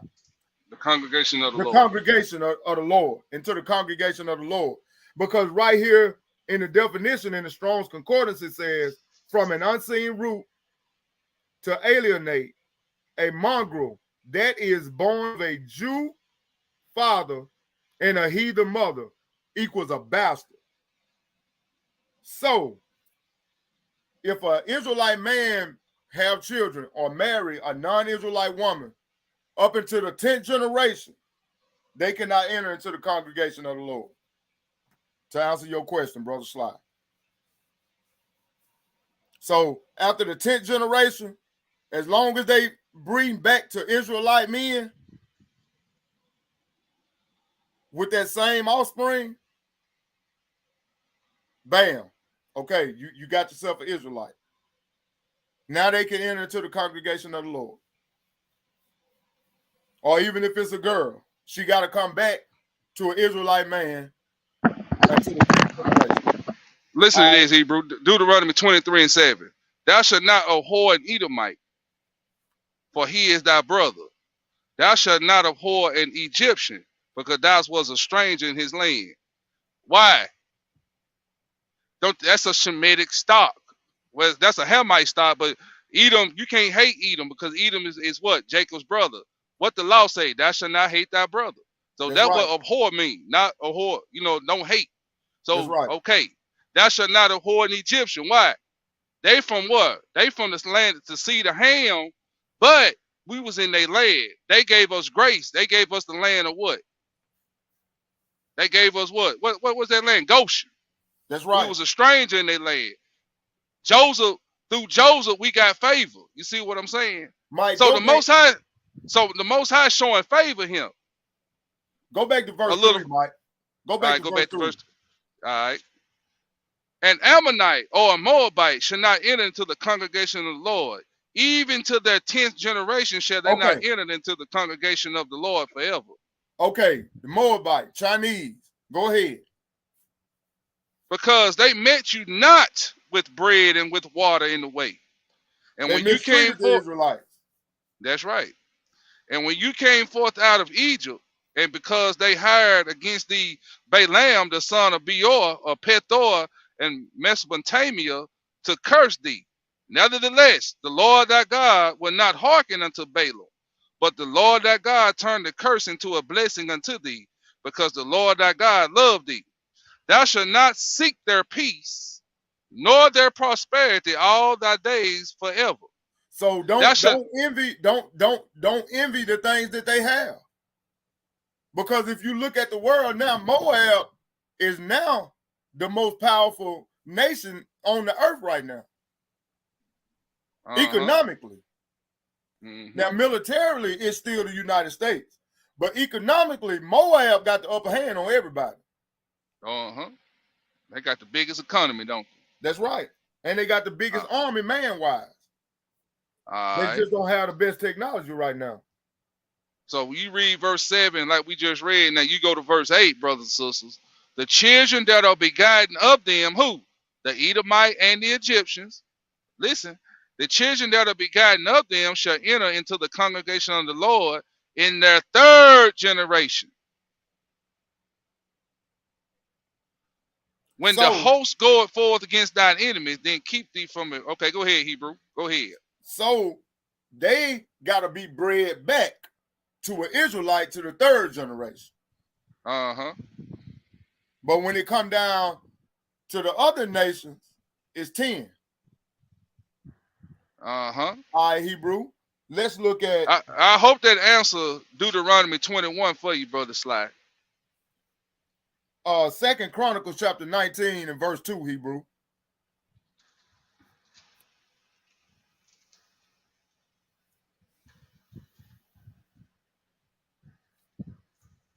Second Chronicles 19 and what? 23? No, what you say? 19 and 2. 2, okay. And Jeshu, the son of Hanani. Okay. And Jehu, the son of Hanani, the seer, went out to meet him and said to the king Jehoshaphat, shouldest thou help the ungodly and love them that hate the Lord? Therefore is the wrath upon thee from before the Lord.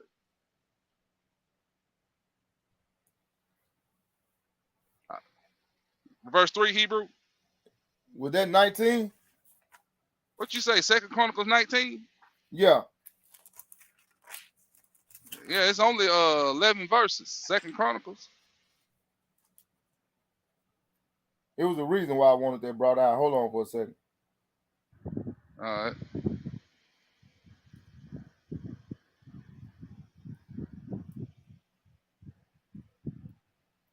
Oh yeah, I know why I wanted that brought out. All right. To show the reason why we should marry into the other nations. Because this is what they do to us.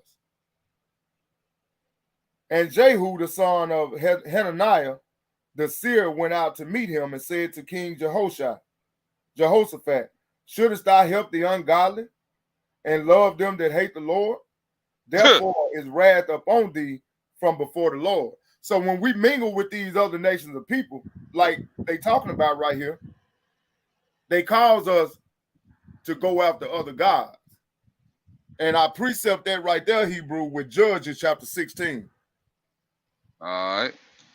Go to Judges 16. Yeah, 16 start at verse 4.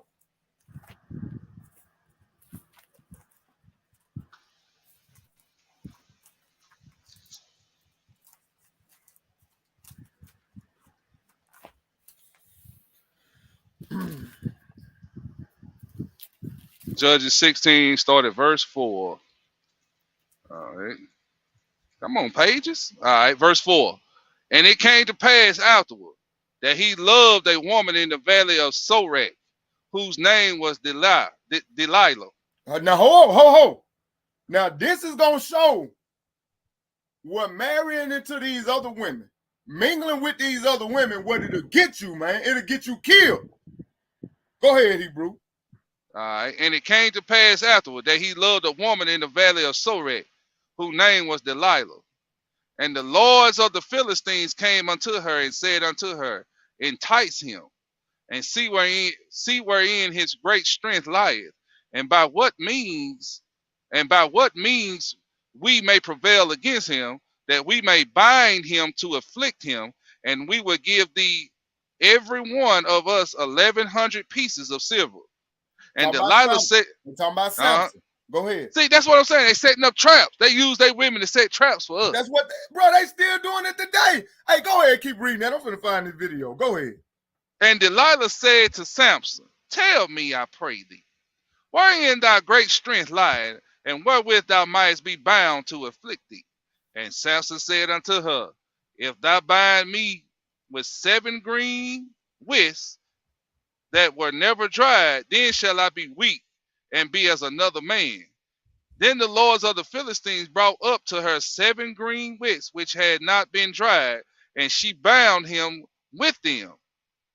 Now there were Now there were men lying in wait, abiding with her in the chamber. And she said unto him, the Philistines be upon thee, Samson.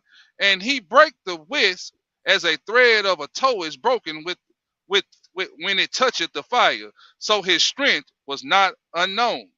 So he tricked her. That right there should have told him not to keep messing with this woman.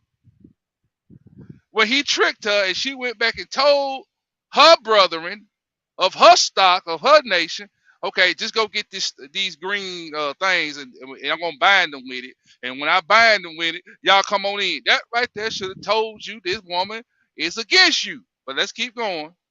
This is what happened, brothers, when we think with the other head. Then the lords of the Philistines brought unto her 7 green withs which had not been dried, and she bound him with them. Now there were men lying in wait, abiding with her in the chamber. And she said unto him, the Philistines be upon thee, Samson. And he brake the withs as a thread of tow is broken when it toucheth the fire. So his strength was not and his strength was not known. And Delilah said unto Samson, behold, thou hast mocked me and told me lies. Now tell me, I pray thee, wherewith thou mightest be bound. And he said unto her, if thou bind me fast with new ropes that never were occupied, then shall I be weak and be as another man. Delilah therefore took new ropes and bound with him therewith, and said unto him, the Philistines be upon thee, Samson. And there were liars in wait, abiding in the chamber, and he brake them from off his arms like a thread. So she set him up again. Strike 2. So basically, when you think Samson thinking with the other head, he thinking he can win her over. He think he can get her to go against her kindred. He think if I just keep romancing her and dining her and buying her stuff, I'll win her over. Scripture. Go ahead, Hebrew. That's my bad. Go ahead. All right. So where you want me to start reading that, Hebrew? Keep reading. Where you want me to stop? We're gonna stop at hold on one second. We're gonna stop at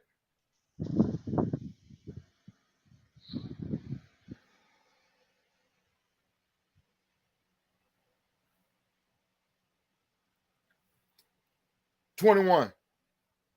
All right. And Delilah said unto Samson, hitherto thou hast mocked me and told me lies.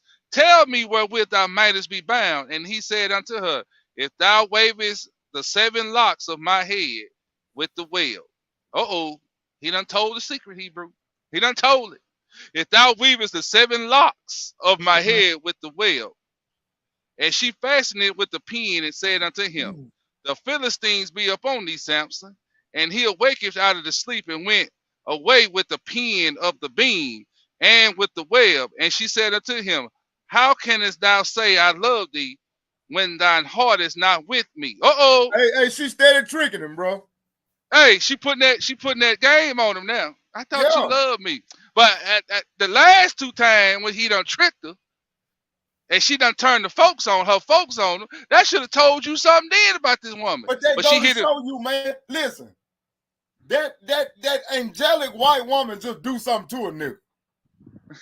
They look at that white woman as the purest image of anything they ever seen in their life. She just can't do no wrong. And she done set the nigga up twice already. Yeah. Go ahead, bro. See, this is something you didn't see. You probably didn't see. She hit him with the love word. What make a Negro weak and docile in America? We gotta love our enemies. I forgive you for killing my son. I forgive you. You got to love people. See what I'm talking about? See, it happened back then.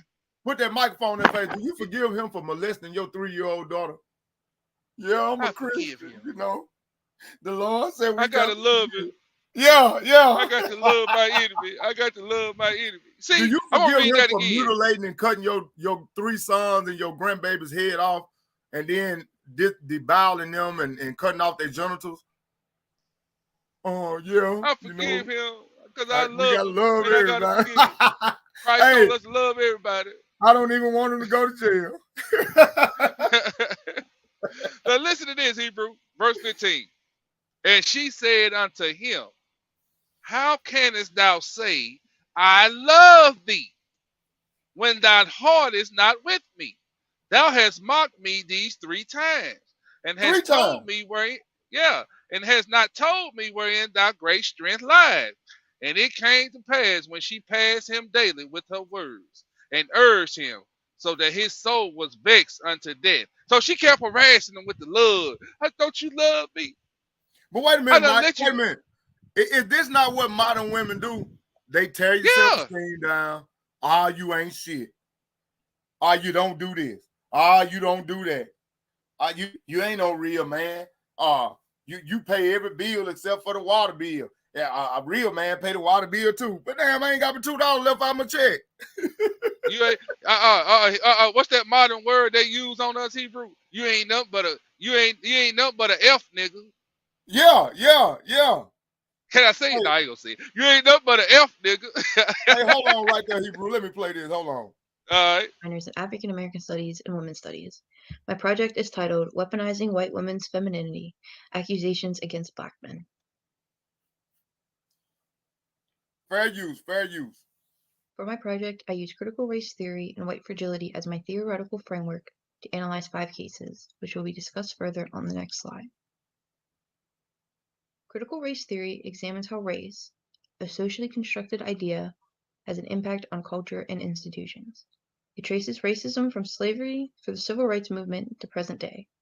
Scholars attempt to confront the ideas and actions that enable racism while also challenging practices to confront systemic racism. Critical race theory also draws attention to those who perpetrate and are seemingly not impacted by racial prejudice. White fragility is the defensiveness from white people when their ideas about race and racism are challenged. Society is set up in such a way that white people are not often forced to think about race and the discomfort that is often associated. According to an article in The New Yorker, white people lack the racial stamina to have these difficult conversations. Other white people, even when knowing the behavior is wrong, will avoid correcting white peers in order to maintain the peace. This, as my slide says, results in white fragility holding racism in place. For my project, I examined 5 cases that I separated into 3 different categories. The first category is Black men were blamed for a crime they did not commit. The second is white women committed a crime but blamed a Black man. And lastly, white women using fear and aggression against a Black man. First group, I used cases that ended up in court where 1 or more Black males were accused of a crime against a white woman. The first case I will be looking at is that of the Scottsboro Boys. On March 25, 1931, in Jackson County, Alabama, a fight broke out on the Southern Railroad freight train. The fight was between a group of white men and 9 teenage boys. When the white group was taken off the train, they blamed the whole thing on the Black teens. At the same time, 2 white women, Ruby Bates and Victoria Price, were worried about charges related to prostitution. In order to save themselves, they put more blame on the Black teens. They accused them of rape. So who were these teens? A group known as the Scottsboro Boys is a group of 9 Black youth ranging from 13 to 19. Their names are Charlie Weems, Ozzie Powell, Clarence Norris, Andrew and Leroy Wright, Olin Montgomery, Willie Robinson, Haywood Patterson, and Eugene Williams. Before their arrest, only 4 of the boys knew each other. Their initial trial was in April of 1931. At this time, an all-white jury sentenced 8 of them to death. The 9th, 13-year-old Leroy Wright, resulted in a hung jury where 1 juror favored life in prison over the death sentence. He remained in prison until 1937. In March 1932, the Alabama Supreme Court upheld 7 of the convictions but granted a new trial to Eugene Williams as he was a minor. In November of 1932, in Powell v. Alabama, the Alabama Supreme Court ruled the defendants have been denied the right to counsel, which is a 14th Amendment violation. In January 1935, in Norris v. Alabama, it was ruled that systematic exclusion of Black people on Jackson County jury rolls denied them a fair trial. In this case, there were 2 Supreme Court decisions successfully arguing that the system was perpetrating discrimination against these teens. In Norris versus Alabama, specifically acknowledging the racial discrimination experienced.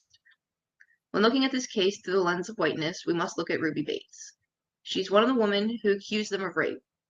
During the second Everyone needs to have this tool to protect their home and their loved ones. Everyone needs to have this tool to protect their home and their loved ones. This new military flashlight is basically a high-tech baseball bat, but be warned, this $600 flashlight is not a toy. It's so strong that it can smash through anything. It even has a hidden knife, making it the perfect survival tool. And the flashlight projects an incredibly powerful beam of light. Oh Lord, he trying to buy that knife. Hold on, Hebrew. You know I ain't good at this. Hey, you good. You doing better than me and Warrior.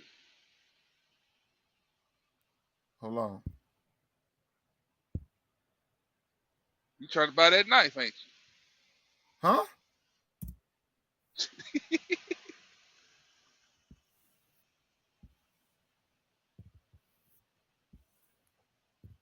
Doing good, Hebrew. Doing good. Take your time. All right, just give me a sec. Yeah, I'm looking. I'm with you. Praise him. I'm looking so. I'm so looking forward to the wilderness. I'm trying to tell you. Oh, I'll be glad when all this over.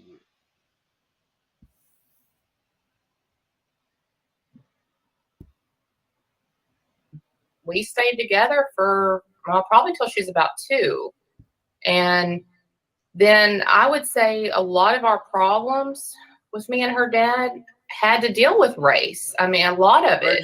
And we ended up separating. So, but he, he's still a part of his daughter's life, and but not as much as I would like for him to be, though. And I am concerned about that because I want her to know her African American side. I want her to know her roots, her history, and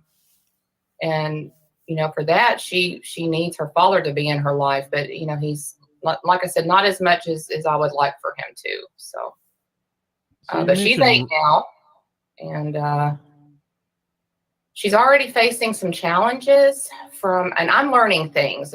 Raising a biracial daughter, especially girls, I didn't realize that there was so much issues with self-image with young Black girls, and she's already had kids bully her about skin color and her hair and different things. And wow, these were some challenges that I just was not prepared for. But, we're dealing with them. Luckily, I have a lot of friends who I can talk to and confide in. And, they help me with those issues. So, but talk about a challenge. I've learned so much. I've been faced with so many things with my biracial daughter that I did not have those same issues, with my oldest daughter who has a Caucasian father. So. Okay, so you said race became an issue. Could you explain to me why race became an issue? Well, yeah, it just seemed like almost, I wouldn't necessarily say on a daily basis, but quite often things would come up more than they should. I mean, just things like, something would come up missing, and then I'd question everybody in that house about it. But when I would ask, my daughter's father, he would say, "Oh, I see how it is. Blame the Black guy."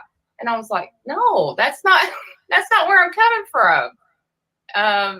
So just silly things like that. So to me, in my view, it's innocent, but to him, he's thinking it's like a racial issue because he thinks I'm blaming him because he's Black. I mean, I know that's crazy, but obviously it was, important to him for him to bring it up. So, and then things like, just getting him to take on some responsibilities around the house.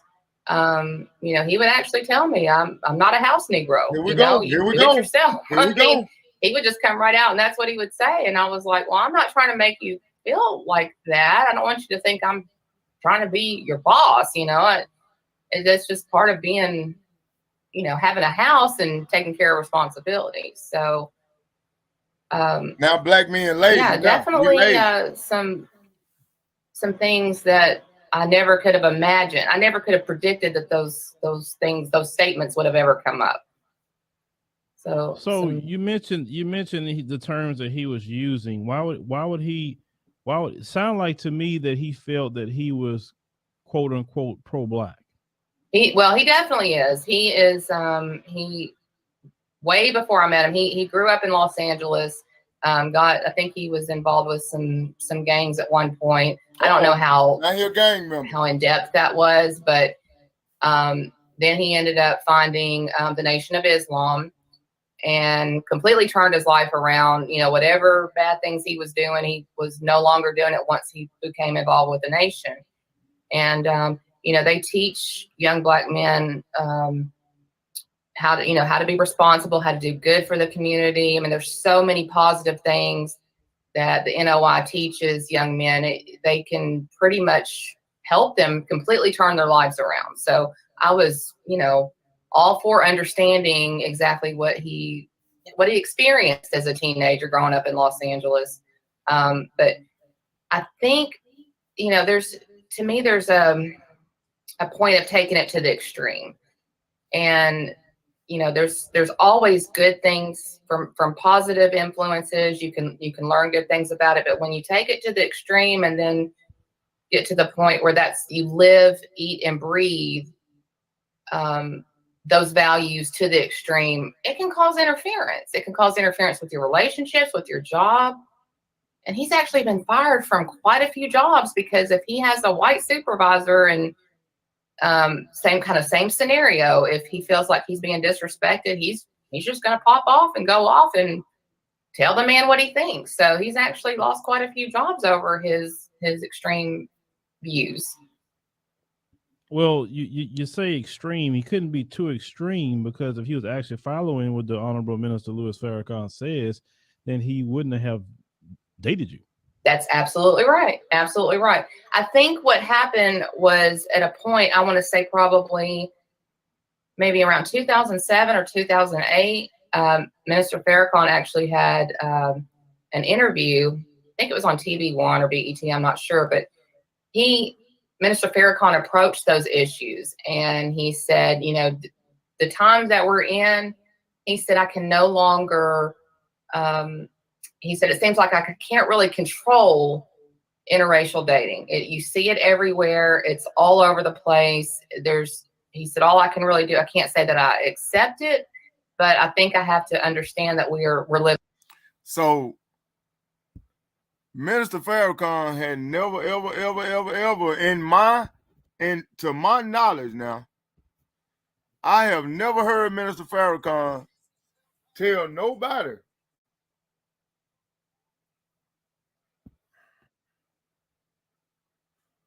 I ain't never heard him tell no black man to marry no white woman. What about you, Hebrew?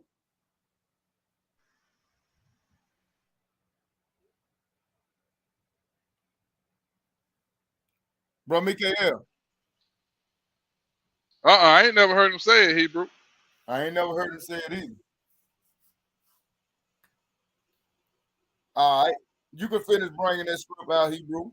So the white woman said that a white woman should never have children with a black man. And to that I got to agree with her.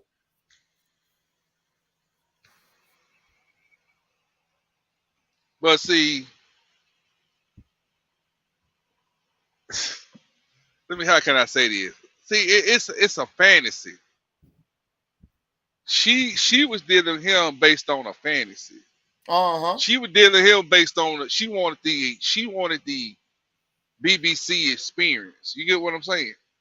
She wanted that black baby experience too. But she got pregnant. I don't think she wanted to get pregnant. I think she got a hold of something she couldn't handle. She got sprung, and you know, it is what it is. Well, let me say this. Now, you know I'm an umpire, basketball official, football. I was calling some games the other day, softball. Saw a Caucasian lady. The whole stadium was all white. It was one Caucasian lady, and she was a lesbian. She had her girlfriend, her boyfriend, or whatever with her. She had one child, and it was a mixed child. The little girl was better than everybody on the field. It made her so proud that this little girl was a good athlete. And in my thinking, and being woke and being in the truth, I know why she had that little girl. She had that little girl by a black person so that she could be a good athlete, and so she would be able to brag about her daughter when it came down to stuff like that. I'm telling you, Hebrew, these white women have children by us because they want athletes. You ain't got to believe me. You ain't got to. Hey, look at Patrick Mahomes. I'm telling you, Hebrew, they want our genetics. They don't want us. They want that. They want that holy seed. But Hebrew, think about it. If you think Brother Stephen lying, what was that movie called with Sandra Bullock in it? It had that Ole Miss player in there when they got that black kid. You know why they went and got it? They didn't get him out of poverty and out of Memphis for nothing. They got him out of there because he was a football player. He was going pro, and they were going to get some of that money. That's what they were. You got a lot of white people right now going to get black kids, adopting black kids for that very same reason, for athletics. And another reason why is so they can turn them gay. You got a lot of black people like Angela Jolie that's adopting all these black kids, and everyone that she adopts, she turn them either into a homosexual or a lesbian.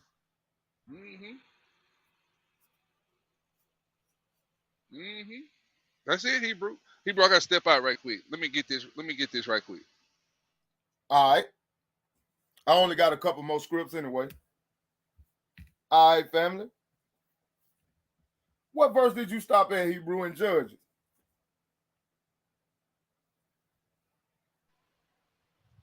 I was at verse 15. Okay. Verse 15. And he found the jawbone of an ass, and put forth his hand and took it and slew 1,000 men therewith. And Samson said, with the jawbone of an ass, heaps up heaps with the jaw of an ass, have I slain 1,000 men. And it came to pass when he had made an end of speaking, that he cast away the jawbone out of his hand and called that place Ramoth Lehi. And he was sore at thirst, and called on the Lord and said, Thou hast given this great deliverance into the hand of thy servant, and now shall I die for thirst, and fall into the hand of the uncircumcised. I'm in the wrong chapter, y'all. I'm supposed to be in 16. All right. And she fastened it with the pen, and said unto him, The Philistines be upon thee, Samson. And he awakened out of his sleep and went away with the pen of the beam and with the well. And she said unto him, How canst thou say, I love thee, when thine heart is not with me? Thou hast mocked me these 3 times, and have told me wherewith thy great strength lieth. And it came to pass, when she pressed him daily with her words and urged him, so that his soul was vexed unto death, that he told her all his heart, and said unto her, There had not come a razor upon mine head, for I have been a Nazarite unto God from my mother's womb. If I be shaven, then my strength will go from me, and I shall become weak and be like any other man. And when Delilah saw that he had told her of his heart, she sent and called for his lords of the Philistines, saying, Come up this once, for he had shown me all his heart. Then the lords of the Philistines came unto her and brought money in their hand. And she made him sleep upon her knees. And she called for a man, and she caused him to shave off the 7 locks of his head. And she began to afflict him, and his strength went from him. And she said, The Philistines be upon thee, Samson. And he awoke out of his sleep and said, I will go out as at other times before, and shake myself. And he wished not that the Lord was departed from him. But the Philistines took him and put out his eyes, and brought him down to Gaza, and bound him with fetters of brass. And he did grind in the prison house. Howbeit the hair of his head began to grow again after he was shaven.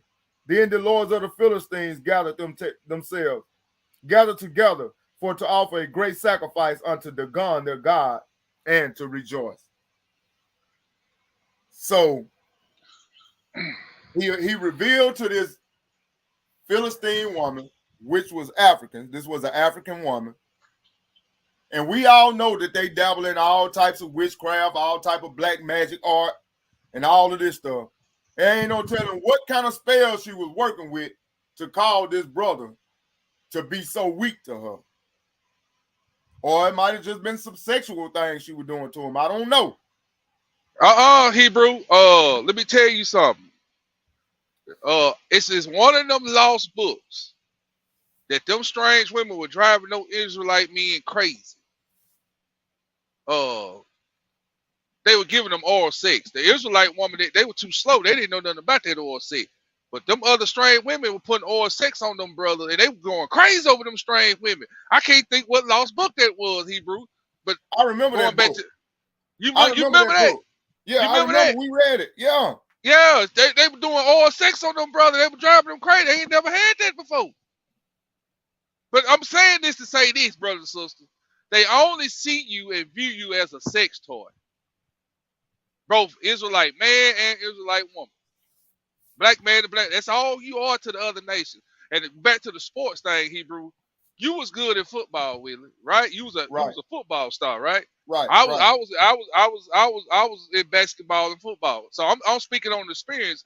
And when I say what I say, you come in on it. All right. I get through. All right. Listen, y'all. I was good in basketball and football. Had a scholarship to Ole Miss or whatever. But I noticed when I got out of the 8th grade, going into the high school 9th grade, all these white people I didn't really know personally, but I knew of them because it's a small town. They was talking to me. They wanted to be my friend. Come over to my house. Let me cook you a steak. I mean, we was getting special privileges. Did you experience that, Brother Steph? I did. And you know, after the game, before the games, I'm talking about they'll take you to the on Saturday, they'll take you to Ole Miss or Mississippi State games and take you hunting and fishing and things we ain't never did. Buy your shoes and clothes. Yeah. So I'm saying something here, brother and sister. Follow me now. But when I became a senior and I lost that scholarship because of my grades, and I lost that scholarship, and when football season was over, I noticed how the white people that love football so much, they didn't talk to me as much. They separated themselves from me. I didn't get no more phone calls. Then when basketball season over and we didn't go to state and win it, they stopped talking to me. But then I was still in high school going to school. I'm telling you something that hit me in my ass. The taste of the real world hit me in my ass after basketball season. All right, y'all ready? That's when I knew then that these people only use you for your gifts. That's it. Oh, and it's sad that a young man in high school, that I had to taste it in my mouth. What were these so-called friends that I was going over to their sleepover? Where they at now? Now, brother, did you experience that? I did. I experienced a lot of it, bro. Like, I remember, man, I would go over to their house, man. Their mom and daddy would cook for me. I would stay all night with them. Even had a few mamas try to come on to me a few times when the daddy wasn't around. You know, in high school, all the white girls throw themselves at you. They want to lay up with you, trying to get pregnant by you. So they can have a black baby that's going to be an athlete, Hebrew. That's the reason why I said what I said. They only want our babies because of their athletic abilities. And now it's done even went to the point to where now they done become so devious, they want our babies to turn them into homosexuals and lesbians to stop us from procreating. Mm-hmm. But Hebrew, this gonna have to be a part 2 to this lesson, bro. All right. Yeah, It's because we gonna have still to be got a some more part to two, clip. family. Yeah, I was looking at the time. I said, boy, this going to have to be a part 2. Yeah, because we still got 1, 2, 3, 4, 5, 6, 7, 8, 9, 10, 11, 12, 13, 14, 15, 16, 17 more scriptures, Hebrew. Wow. So there's gonna have to be a part 2. Hey, family, we enjoyed it. Definitely enjoyed it. I hope y'all were edified. The Most High was glorified. Hey, brothers and sisters, Brother Sly, look at your Deuteronomy chapter 21 and go over there and compare it to Deuteronomy. What was that what we read out of about the third and fourth generation Hebrew? Deuteronomy 23, 1 through 8. All right. Notice in Deuteronomy 21 and them other chapters we read before Deuteronomy 21, Most High gave a list of those nations not to intermix with. Right? You see that, right? But what was the difference between us going over there, whooping them and taking them out the land versus us being in captivity? You see the difference? You see the difference? We wasn't in captivity going into the land, taking the land back from the Jebusites and the Hittites and all of them ites. Philistines and all Yeah. that. Yeah. See, we wasn't in captivity. We was a nation going to get the land. That's why you don't marry and do this and do that, because the Most High wanted us to himself. But in captivity, you notice that was in a captivity situation where, but you read Deuteronomy 21, he said when you go fight, but listen who we were fighting against though. Destroy them all. Yeah, but yeah, that's what I'm saying. But like those ites, don't mix with them. But every time we go conquer a nation, and he said you see a fair woman that they stop, and you desire her to be her wife, it was protocol and steps to that, but they couldn't be of those other. If they wasn't a part of those nations that he said destroy off the face of the earth, you can't marry them. Can't deal with them. But I know it's a double jeopardy, but I don't know why the Most High put it that way, but Deuteronomy 21 and Deuteronomy 22, that's why he gets in back and making the bloodline pure again to the third and fourth generation. You get what I'm saying? We're going to get into that in part 2. That's in Joel. That's it. That was in Joel talking about. But anyway, Hebrew, before we go, tell them, Hebrew, when we were putting this lesson together, didn't I not say that was going to come up? Oh, yeah. Yeah, you said it. Yeah. You said it. I don't want to confuse nobody, but look at those. When we read, we got to slow down, and when we study, we got to slow down and read and see. To see, he lists those nations. You better not breed with them folks. Don't do that. All right, Hebrew, we're going to get up out of here, family. Hey, we love y'all. All praise to the Most High. We appreciate y'all tuning in once again. And with that, we bid y'all a shalom. All right.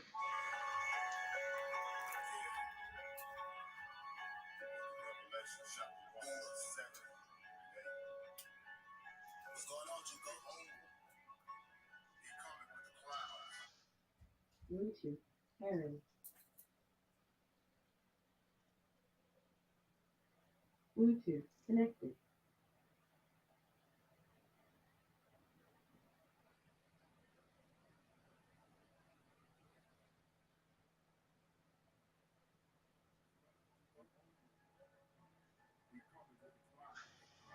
And every eye shall see him, and they also which pierced him, and all kindreds of the earth shall wail because of him.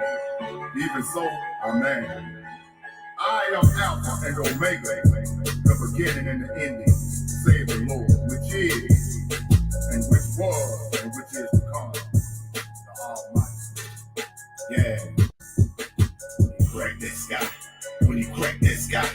When you crack that sky. Yeah, they all gonna die. When you crack that sky. When you crack that sky. When you crack that sky. Yeah, they all gonna die.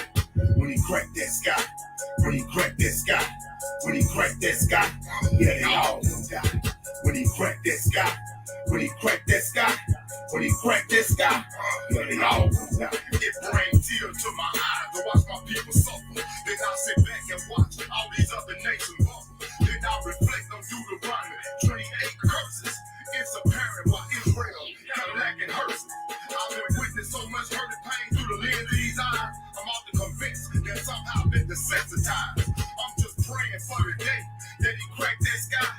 that cloud with that sword to destroy this world with fire.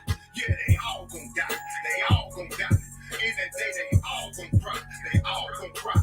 Yeah, plus they all gon' lie. Trying to die, but they can't. Why the Messiah going hard in hand like LeBron in the paint? Those who led into captivity shall also go. And those of us who at the bottom won't have to mourn no more. Will be the tail no more. I feel the shell no more. Cause those of us that kept commandments, yeah, we all gon' go. Yeah, it's all gon' show who really love the Lord. Because those of us that do it to the end will get a just reward. Yeah, it's a just reward for them to die by the sword. For the inhumane treatment of the people that the Most High do it. Yeah, crack that sky. When you crack that sky.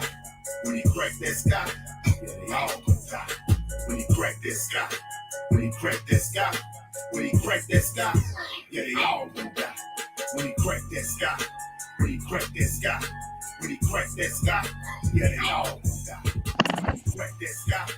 Yeah, they gon' die. Crack that sky. Yeah, they all gon' die. Brother Amos, we're gonna call you in a minute.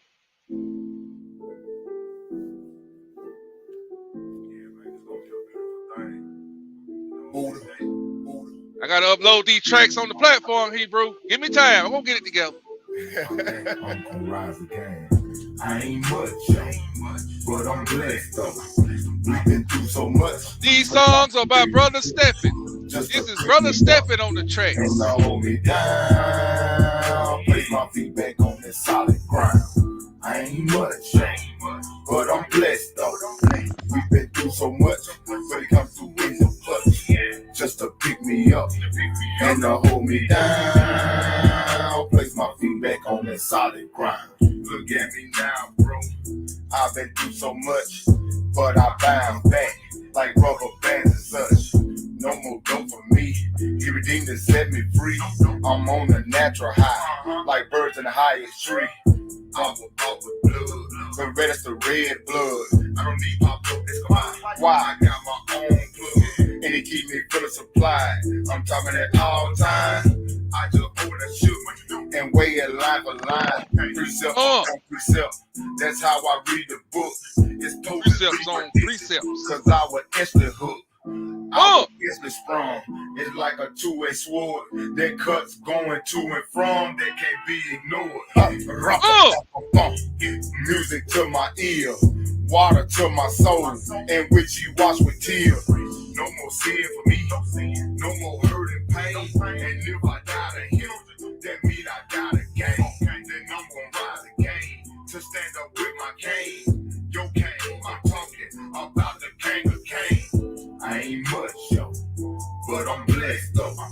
We've been through so much, but it come through in the clutch. Just to pick me up and to hold me down. Place my feet back on that solid ground. I ain't much, but I'm blessed though. We've been through so much, but it come through in the clutch. Just to pick me up and to hold me down. Place my feet back on that solid ground. I'm posted up like a light pole, sucking knowledge like a light bulb. Faith and return of Christ. So when he comes back, I know where I'm gonna go. Anybody coming to America, bro. Sit back and watch my soul glow. All praise out of dynasty, and every day I turn around and do it all again. So when Yahweh return for the house of Israel, yeah, all praise to the Most High. Know that my soul gonna rise again. I ain't much, yo, but I'm blessed though. All praises to the Most High, Yah. With that, we bid y'all a shalom, family.